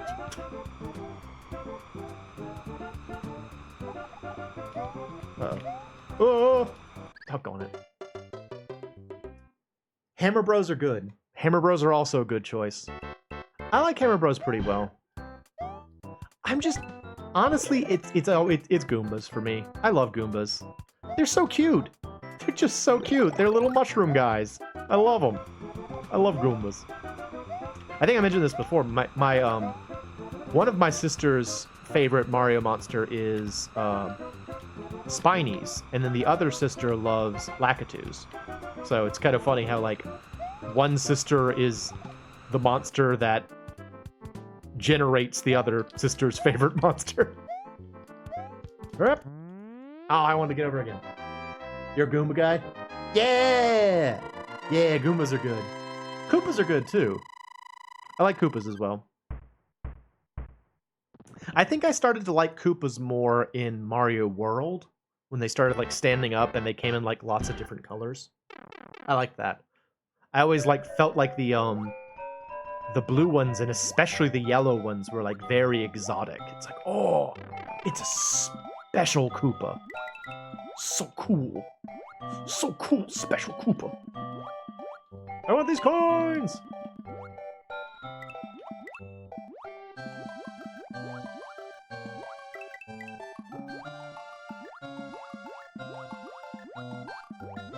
Slow-moving guy. Oh, uh-oh.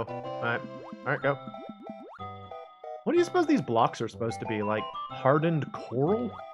Prismarine? Was this the precursor to Minecraft underwater? Are these Prismarine blocks? Is the Elder Guardian around here somewhere? I don't know. Ah!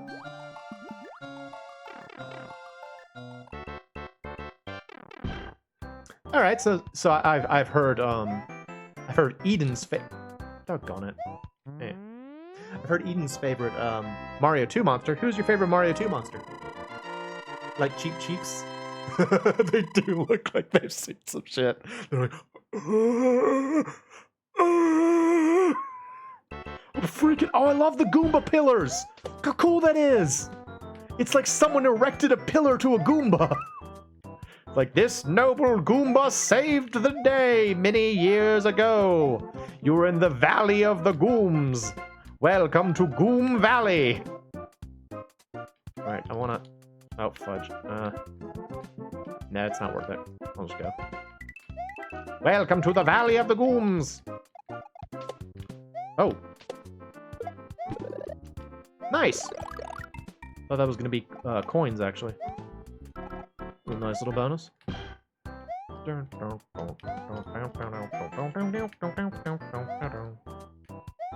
Who's my favorite Mario 2? For a long time, my favorite Mario 2 monster was kind of a weird one.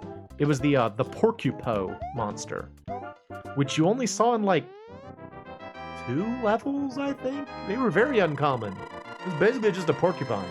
But I loved him as a kid for some reason. I loved Porcupo. I thought Porcupo was super cool.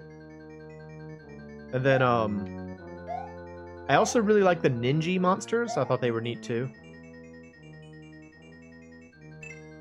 Oh, it's another maze. That's the other thing about this version of the game. There are lots of maze castles in this one. Uh-huh. Nope, not right. Okay, so we go down first. Down is correct. Jump over you. Nope. Okay, so I guess it's up. Ah!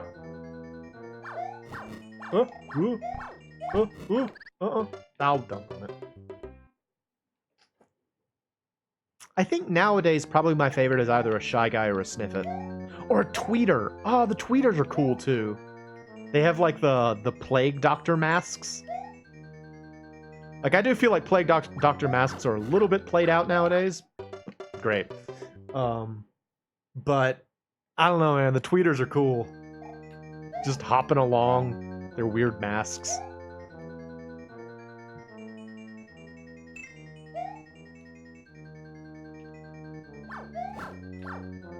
Oh, jeez. Okay. Here now.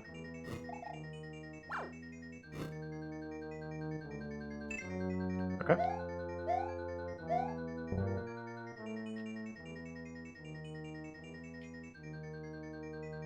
Also, once you start seeing the well, Mario 2, I like the owl thing on the a Pidgeot. Pidgeot was the little guy on the flying carpet. That's a good one too. That's a good choice.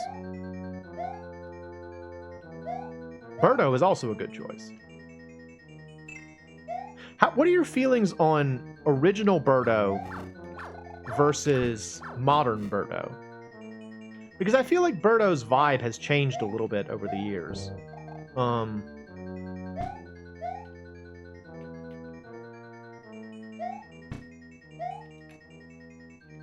Like I feel like Birdo has kind of come into their own a little bit more in terms of the way they're represented nowadays.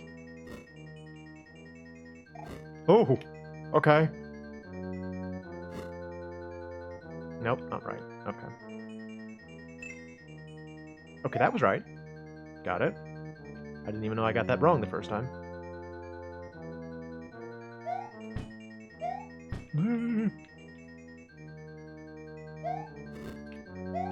Alright, I'm gonna try top. I wanna try top. Nope, not top. Ooh! Okay. Alright, maybe it's bottom then. Have we tried bottom yet? I don't know if we did or not. We tried bottom the first time. Right, let's try middle.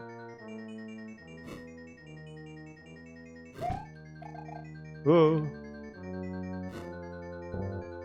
No. Well, shoot. Haven't I been all 3 ways? Let's try bottom. Maybe I didn't go bottom. I thought I did. Or I can just kill myself. That works too. I wonder if there's anybody out there whose favorite Mario 2 monster was Phanto. Like the scary mask thing. It absolutely made an impression on just about everybody who played Mario 2. That thing was weirdly upsetting.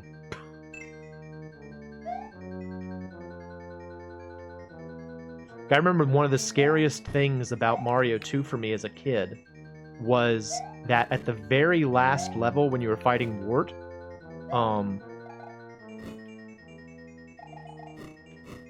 you oh, that was right. I thought I did that. I guess I didn't. Okay.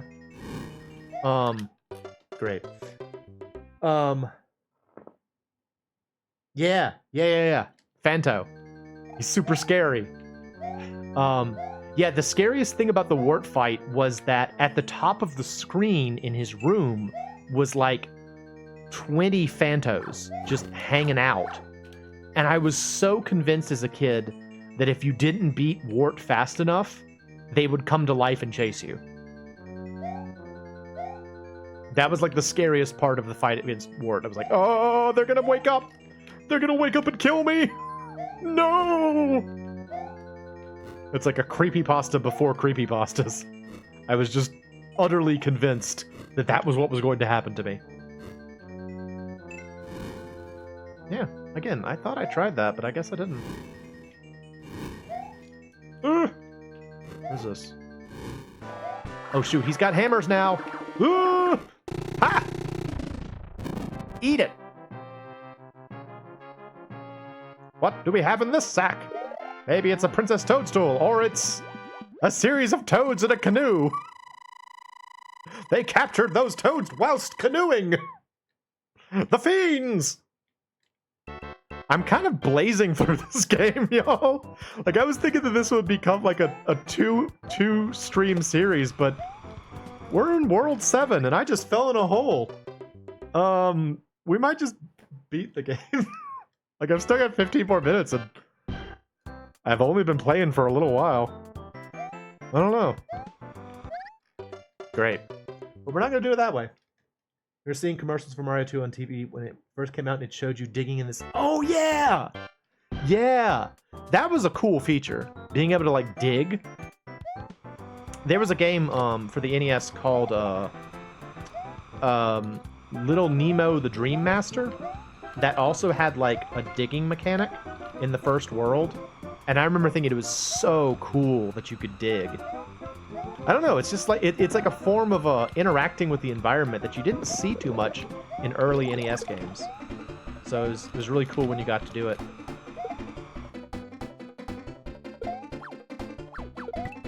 Oh snap, they're moving. Did you see they were on the move?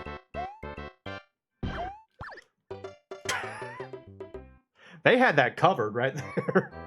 He's like, the Hammer Brothers like, I need to call in air support.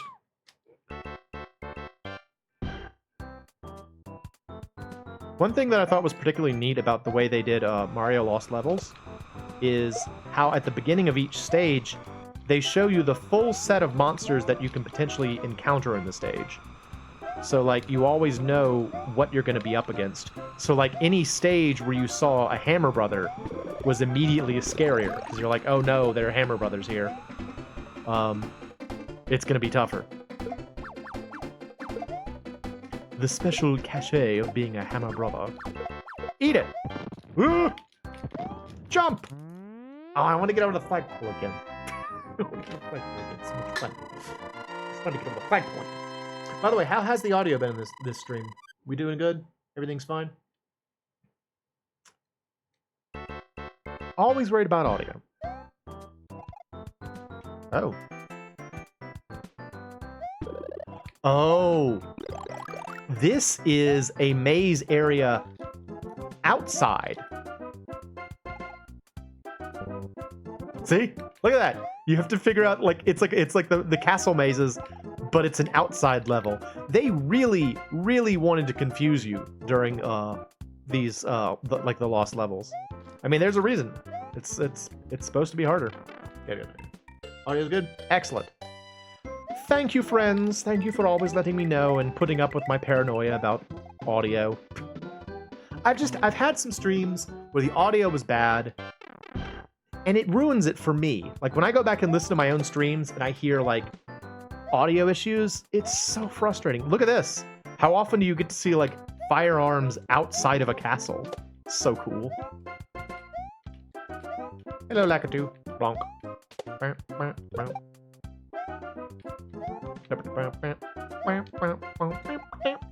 Hey, Lakitu.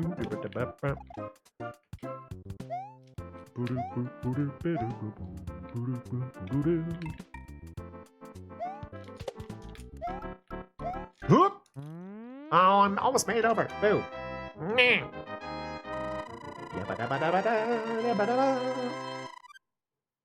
Yay!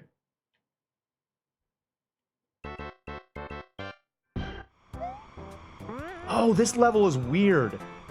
So the whole shtick of this level, you see these green springboards. They shoot you up into the air for a certain amount of time, and you have to like try to figure out when you're gonna come down and land on these little platforms. This is the whole level. It's just this. It's really strange. It's a really strange way to make a level. But it's cool, and it's memorable. Whoop. Kind of want that, though. Uh-oh. Uh-oh. There we go. Well, I can't get it. Never mind. That was stupid of me.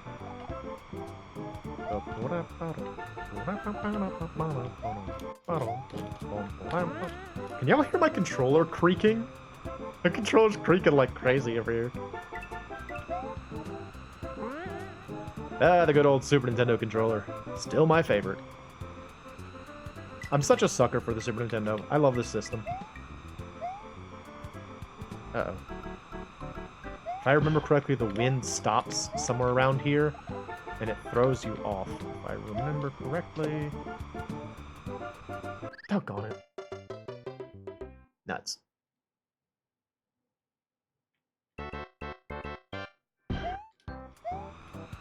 Boing!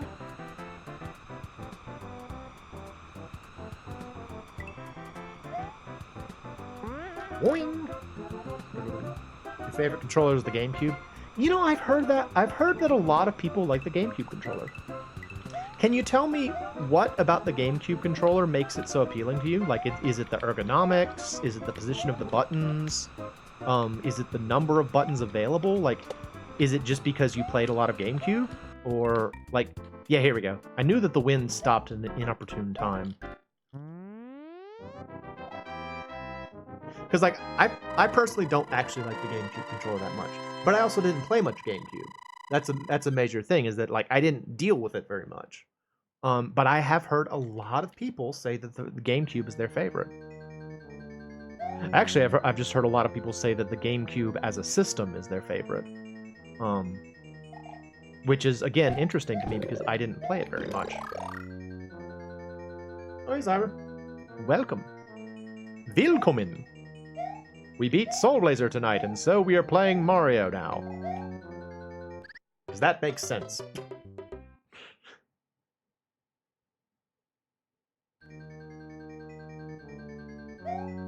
So y'all want to see another, like, subversive thing that they did for this game? So as we've already seen in an earlier level, if you manage to get on top of the... I did it wrong again. If you manage to get on top, or get past the flagpole, you're in trouble. But what you might not immediately realize is if you get on the top of the stage, you're also in trouble.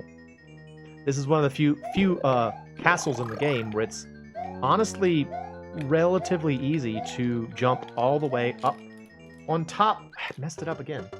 Get all the way up on top. Ergonomics, you have small hands that feel perfectly. Favorite system is Dreamcast, but the controller was rough.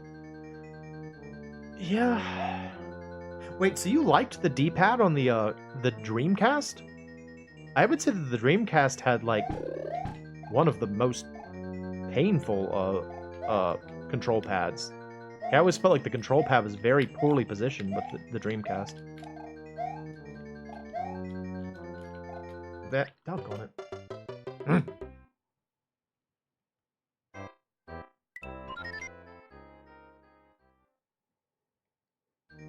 It is a very ergonomic controller, I will give you that. It's a very comfortable controller.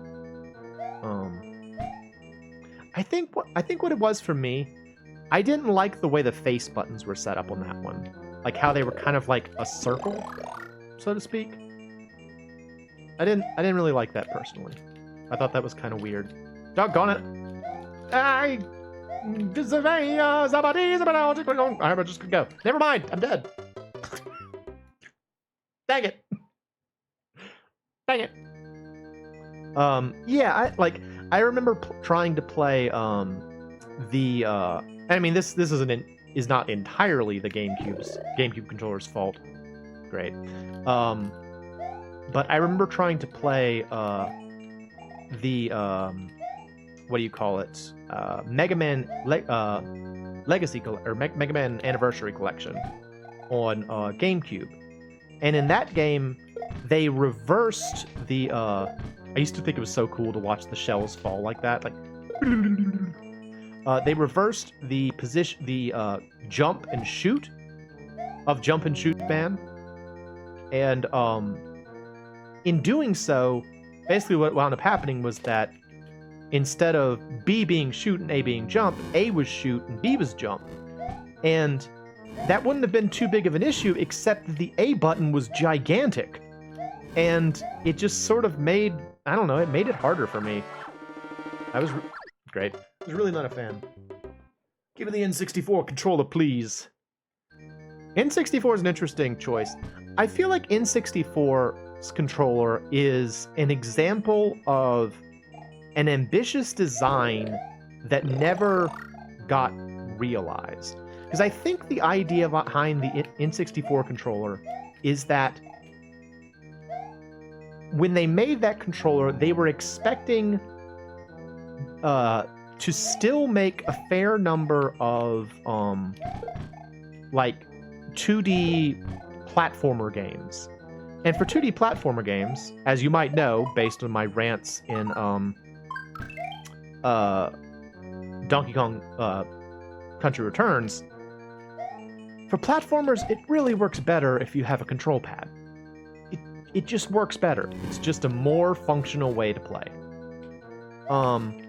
And so I think probably what Nintendo expected to happen when they made that controller was that based on the game, you would just like swap, like not swap while you're playing, but you just, different games would require you to hold the controller in different ways. But nobody wanted to make 2D games on the N64 because it was set up for 3D games. And so too few games actually supported the control pad, and it just kind of felt unnecessary for most people. To make matters worse, as people got older and their hands got bigger, it became even harder to use because, you know, the part that you were playing with was in all likelihood the narrower section. Like you had to put your hands in this like narrow middle section, and it just kind of caused problems. So yeah, I think probably the, oh, hey man, have this. I think probably the N64 would have been a better controller if they had gotten to use it in the way that it was perhaps intended. And I don't know that for sure, of course, but that's just my interpretation of how it was expected to be used. I'm just gonna go! Hey! I'm just going. What's this? This looks useful. Oh, it's coins. Dreamcast D-pad was very accurate. Oh. Found out playing Ikaruga. I believe it was balanced on a vinyl ball under the pad, so it was great for shmups. That's interesting. And the Dreamcast had some solid shmups on it, so there you go. Yeah, I don't know anything about how it was made. I will say that, like, so they made a, I think they just called it the 3D controller for the Sega Saturn, which was sort of like a precursor to,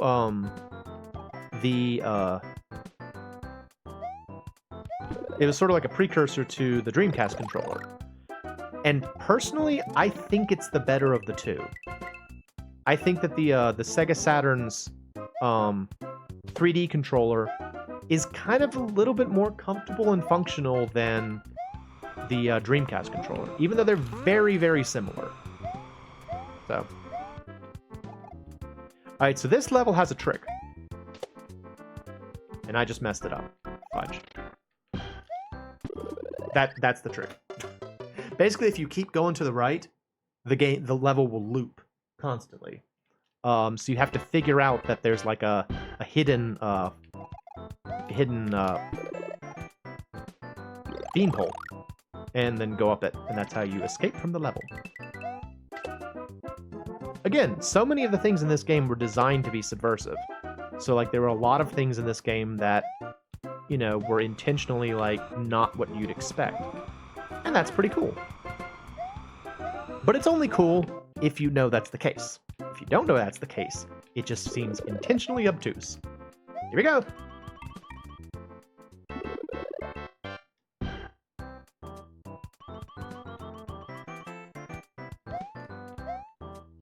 Whoop.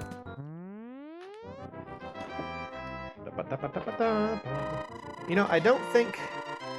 It's interesting you mentioned Ikaruga. I am not a fan of bullet hells. Said it before, not a fan. And I pretty much attribute the success and popularity of bullet hells entirely to Ikaruga. Because that was sort of the first one that at least I was familiar with. And as a result of that, it always kind of has like a... Like, whenever I say Ikaruga, there's always a little bit of stank on it. I'm always like, oh, Ikaruga. Oh, hey, what's up, man? See you later. Whoa, you too? There's a mushroom around here somewhere, I think. So, funny thing about this particular stage, that I only actually found out when Aaron Hansen from Game Grumps did a solo playthrough of this game on the Nintendo Online version. It's fun, you know, go watch it. Aaron's always a fun guy to listen to. But apparently, in the original version of this stage, there were castle walls in the background of this stage. So, like, this was supposed to be like a sky fortress kind of thing, which is like way cooler.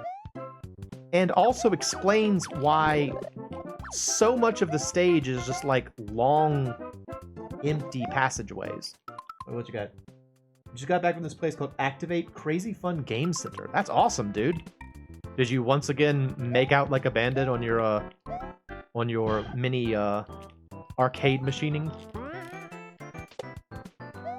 Oh gee, oh geez. No! No! Just make scared noises. All right, I was gonna say there's got to be something here. Yep. Oh, another one. Thank you. Yep. Ooh.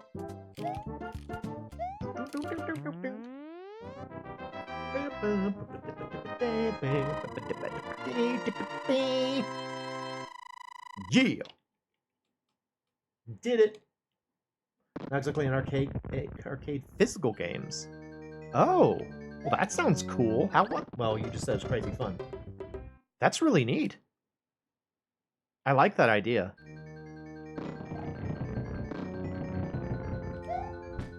Nope. So funny thing about this particular stage, this initial jump is actually harder for Luigi than it is for Mario.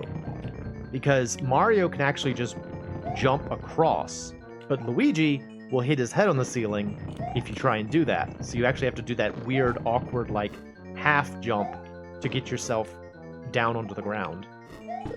Oh, and then this happens. Thanks, man.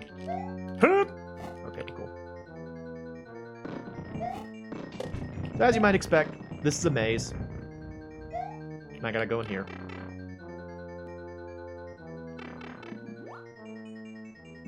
You sure do get to go to a lot of cool places, Cyber. I'm very jealous. Several rooms, each with a gimmick, and several mini-games at each. Like one room had colored tiles on the floor, and floors lava. That's cool. So there's a, great. There's something kind of like that up in Massachusetts, where one of my sisters lives. It's a place called Level 99, and what it is it's sort of like a big, like, it's kind of set up like a big warehouse, and they're just these little, like, themed rooms, like these little small themed rooms you go into, and they've got like some sort of objective, and you're supposed to, like, you have like they give you like a little wristband thing, and the goal is to like beat as many of the, like, accomplish the goal in as many areas as you can, and get it checked off on your band. And then then you can... what am I trying to say? Then... Oh, this is tricky. As I say, he's going to come out as soon as I... and then they like keep a score for you, so it's cool. I really want to go back next time I go up to Visitor. It was like really fun. Sounds very similar. It had the wristbands. Oh, okay. I hope you had a good time. I really enjoyed level 99, so... I thought there was a mushroom there.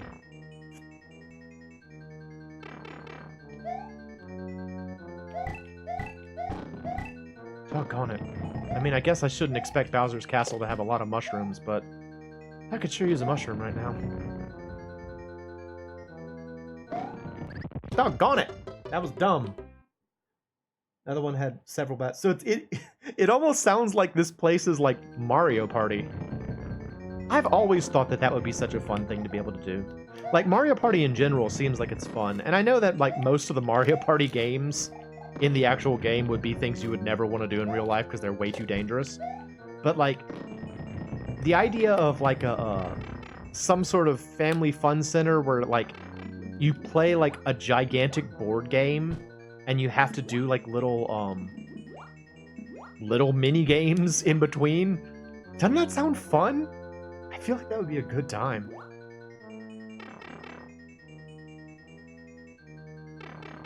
Is there a mushroom over here? There it is. So that mushroom's actually kind of a trap. Because if you take the mushroom, it's a lot harder to make this jump. Because you're a little bit taller. Again, subversive. They tried to do a lot of things to subvert player expectations in this game, and were very successful in doing so.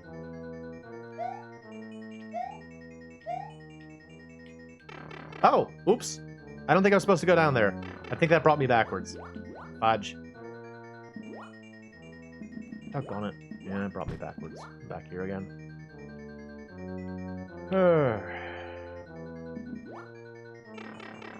Sounds fun, right? Yeah, I think it would be a good time.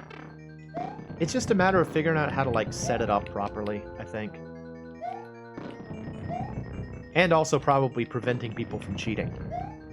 Did y'all hear about the thing about how Dave & Buster's is going to let people gamble on arcade games now? That's an interesting idea. A place that specializes in, you know, easily spending money on games while drinking is now also offering gambling. Even better.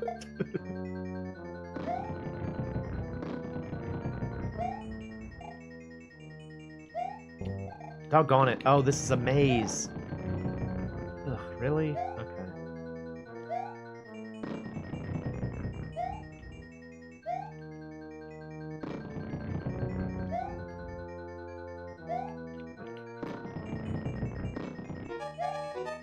Oh, don't give me that. Don't give me that game. Supposed to go up? No, that was wrong too. Turn. I don't know. Oh, oh, okay, yeah.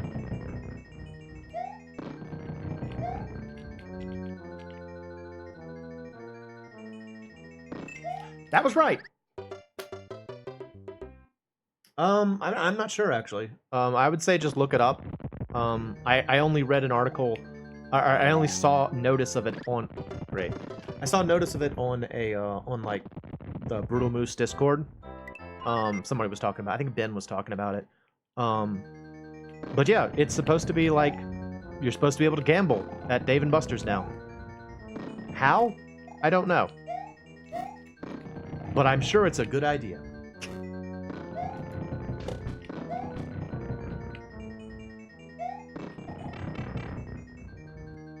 Someone like you might be able to clean up at that, Cyber.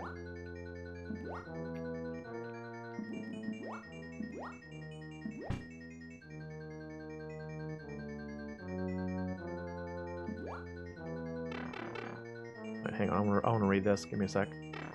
Pause. In college, I ran an after-school program for elementary schools, and we had Friday game day. I would take carpet squares and make a board game and put different challenges underneath so you land on the board game, you... Oh, you're the coolest, Eden. Can I do that? Can I have Friday board game day? That sounds awesome. Oh my gosh, that sounds like the coolest thing. Holy crap, man. That sounds great. I want to do that. I want to do that so much. That sounds so fun. Aww. That's like, when I was in elementary school, I would always get really excited anytime, it was raining at PE time, because usually that would mean that the PE teachers would come into the classroom. Ah! Oh, ah! Okay. Ah! I was completely unprepared for that. Okay, it's cool. Yeah, the PE teachers would come into the classroom and we'd play like an in-classroom game. One of which, doggone it, I shouldn't have jumped. One of which was balloon volleyball. And balloon volleyball was the most fun thing. Balloon volleyball was just the most fun thing. I loved balloon volleyball. I still love balloon volleyball. No one will play it with me, but I love balloon volleyball. Like, I tried to get my nephews to play it with me, and they got bored really quickly. I was like, but it's so much fun. You just keep it off the ground. It's so good. I love balloon volleyball. Did y'all like PE growing up? I feel like I liked PE in elementary school. Because, I mean, PE in elementary school is basically still just like recess. Plus, you're a kid, so you got endless energy anyway. I think I started liking it less once I got to, like, middle school. And then, because I was in band in high school, I didn't have to do a PE. I liked it when I was in elementary school, though. It was fun. You just got to, like, run around and do fun things with your friends. That's a good time.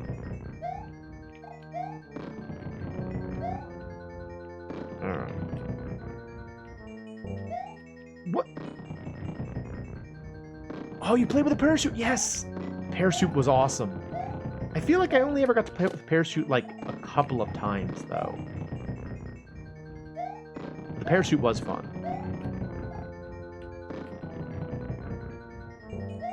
What am I doing wrong? What am I doing differently here?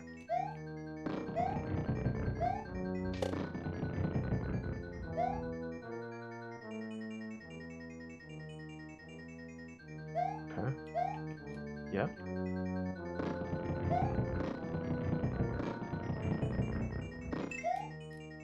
What was different about that time? I don't know. Alright, I know y'all are over here. I know y'all are over here.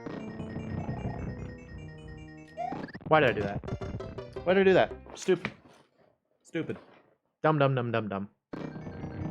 Eden, do you recall any of the cool challenges you set up for your board game? Like, what kind of challenges were they? Were they, like, a challenge that, like, one person would do? Or, like, a challenge for, like, the whole group? Or how'd they work out? I'm curious about your minigames. We need to do a tier list with your minigames. No, we don't. Do y'all like tier lists? I freaking hate tier lists. Can I just complain a little bit? I hate tier lists. I think they're so dumb. They're really frustrating to me. It's like, it feels like the lowest form of, like, entertainment to me. It's just like, it's like clerical work. You're just ranking things. I know a lot of people love them, but I just feel like they're so stupid. I hate tier lists. I remember there was a period of time where, for whatever reason, the Game Grumps were doing, like, tier lists for, like, everything. And for, like, weeks, they had nothing but tier lists. And I was just like, I don't care. You'll take a tier list over an iceberg? That's fair. Clerical work over paranoia? That's fair.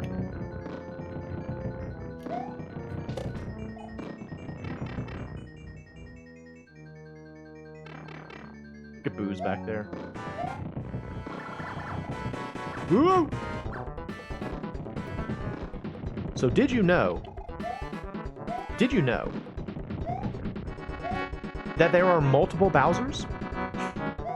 Here's the second Bowser. Woo! Bam! Boom! Yes! It's Princess Toadstool! Yeah, baby! She's like, oh, what's that? Luigi! Luigi's like, I've never been kissed by a girl before.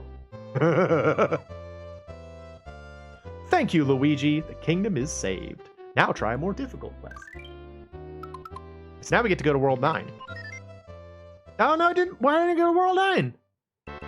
Wait a minute. Where's World 9? Doggone it. I don't want to have lied to y'all.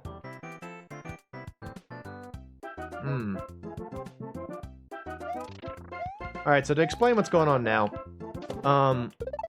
There are 5 more worlds. Worlds A through E. A lot of the stages in worlds A through E are just sort of rehashings of stages from previous worlds. This one is unique, but a lot of them are just levels we've already been to with minor changes. So we're at 2 hours. Do y'all want me to keep playing, or do you want to save this for another time?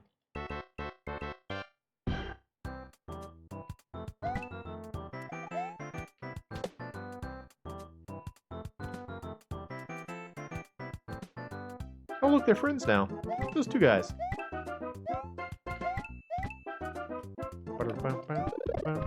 I still can't believe I beat this game in like 1 sitting. I'm honestly a little surprised about that. I thought it was going to be harder than that. It really wasn't too terribly bad. Oh yeah, gentlemen? I'll take this extra life. Never mind, I'll leave it behind.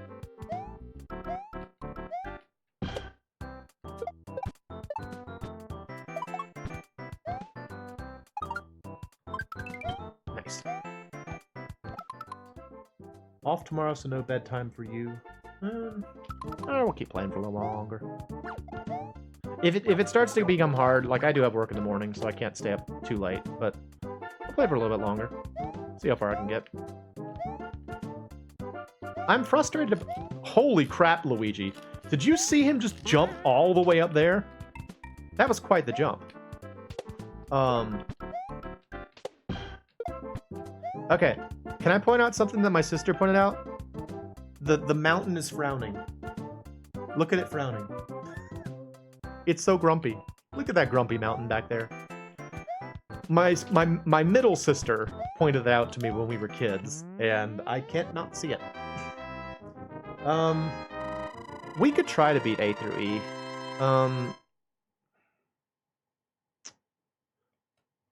I mean, if nothing else, we could certainly beat the rest of the levels on another stream. Because it's, I don't mind doing that.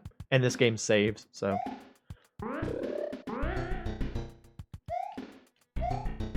I want that. I want that. Doggone it.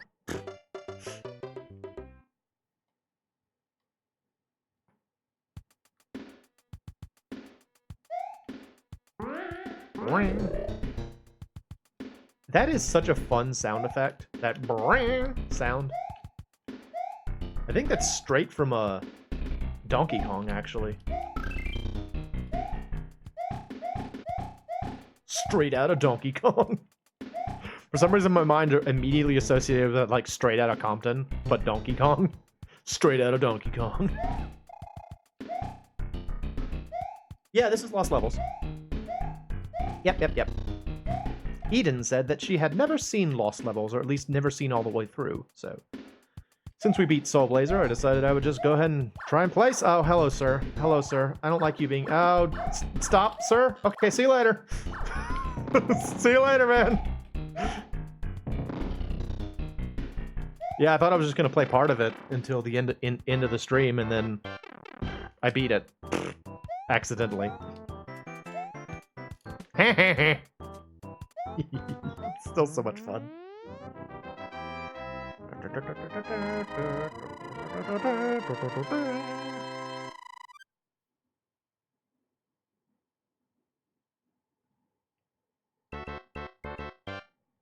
Nice.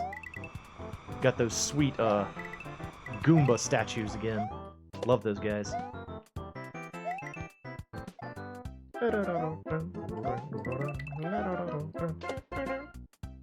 Well, so far the game's kind of making me a liar in terms of what I said about the stages being rehashes of things you've already seen. Oh, snap! Okay, I think if I keep going, it's gonna be another trap, so I'm just gonna do this. That felt like a trap.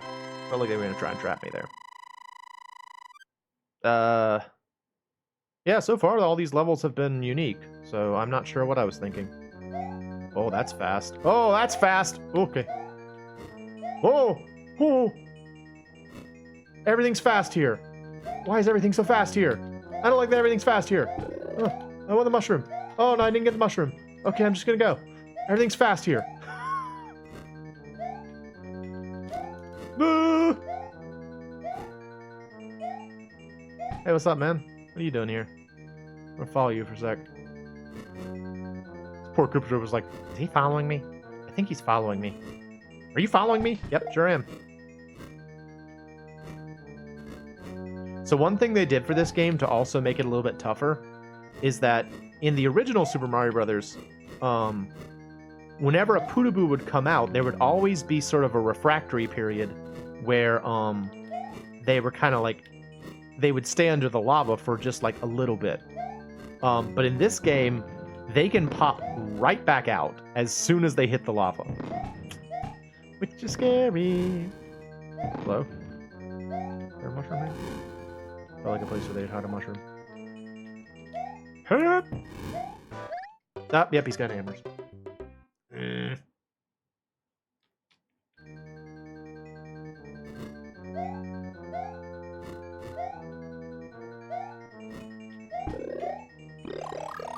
Nice. Actually, pretty impressed with myself for getting that. Good job, me. Thank you, me. You're looking handsome tonight. Oh, you. Where'd I get that from? I can't remember where I got that gag from. The, like, flattering yourself gag. Oh, I think it's Dan from Game Grumps made that up. Blah.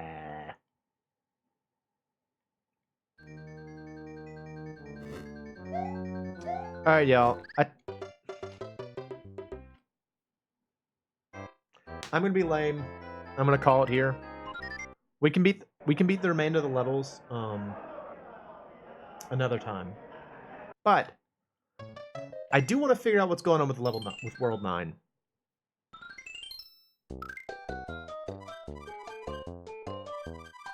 So you're supposed to be able to go to World 9. Why can't I access it? Let me look that up. Give me a sec. Let's see. Super Mario Bros. World 9. There we go. World 9. World 9. First secret world, 9th world Mario. Unlock when the player defeats Bowser.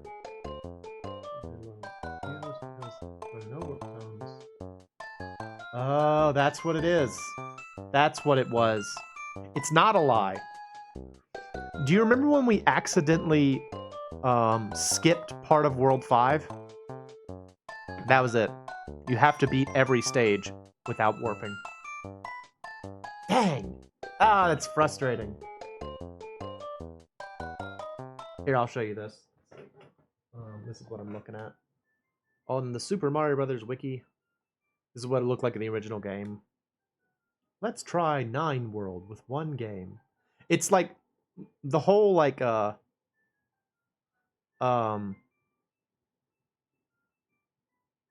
whole aesthetic of it is, it's just kind of like a world for fun. Like you got Bowser outside, which is weird.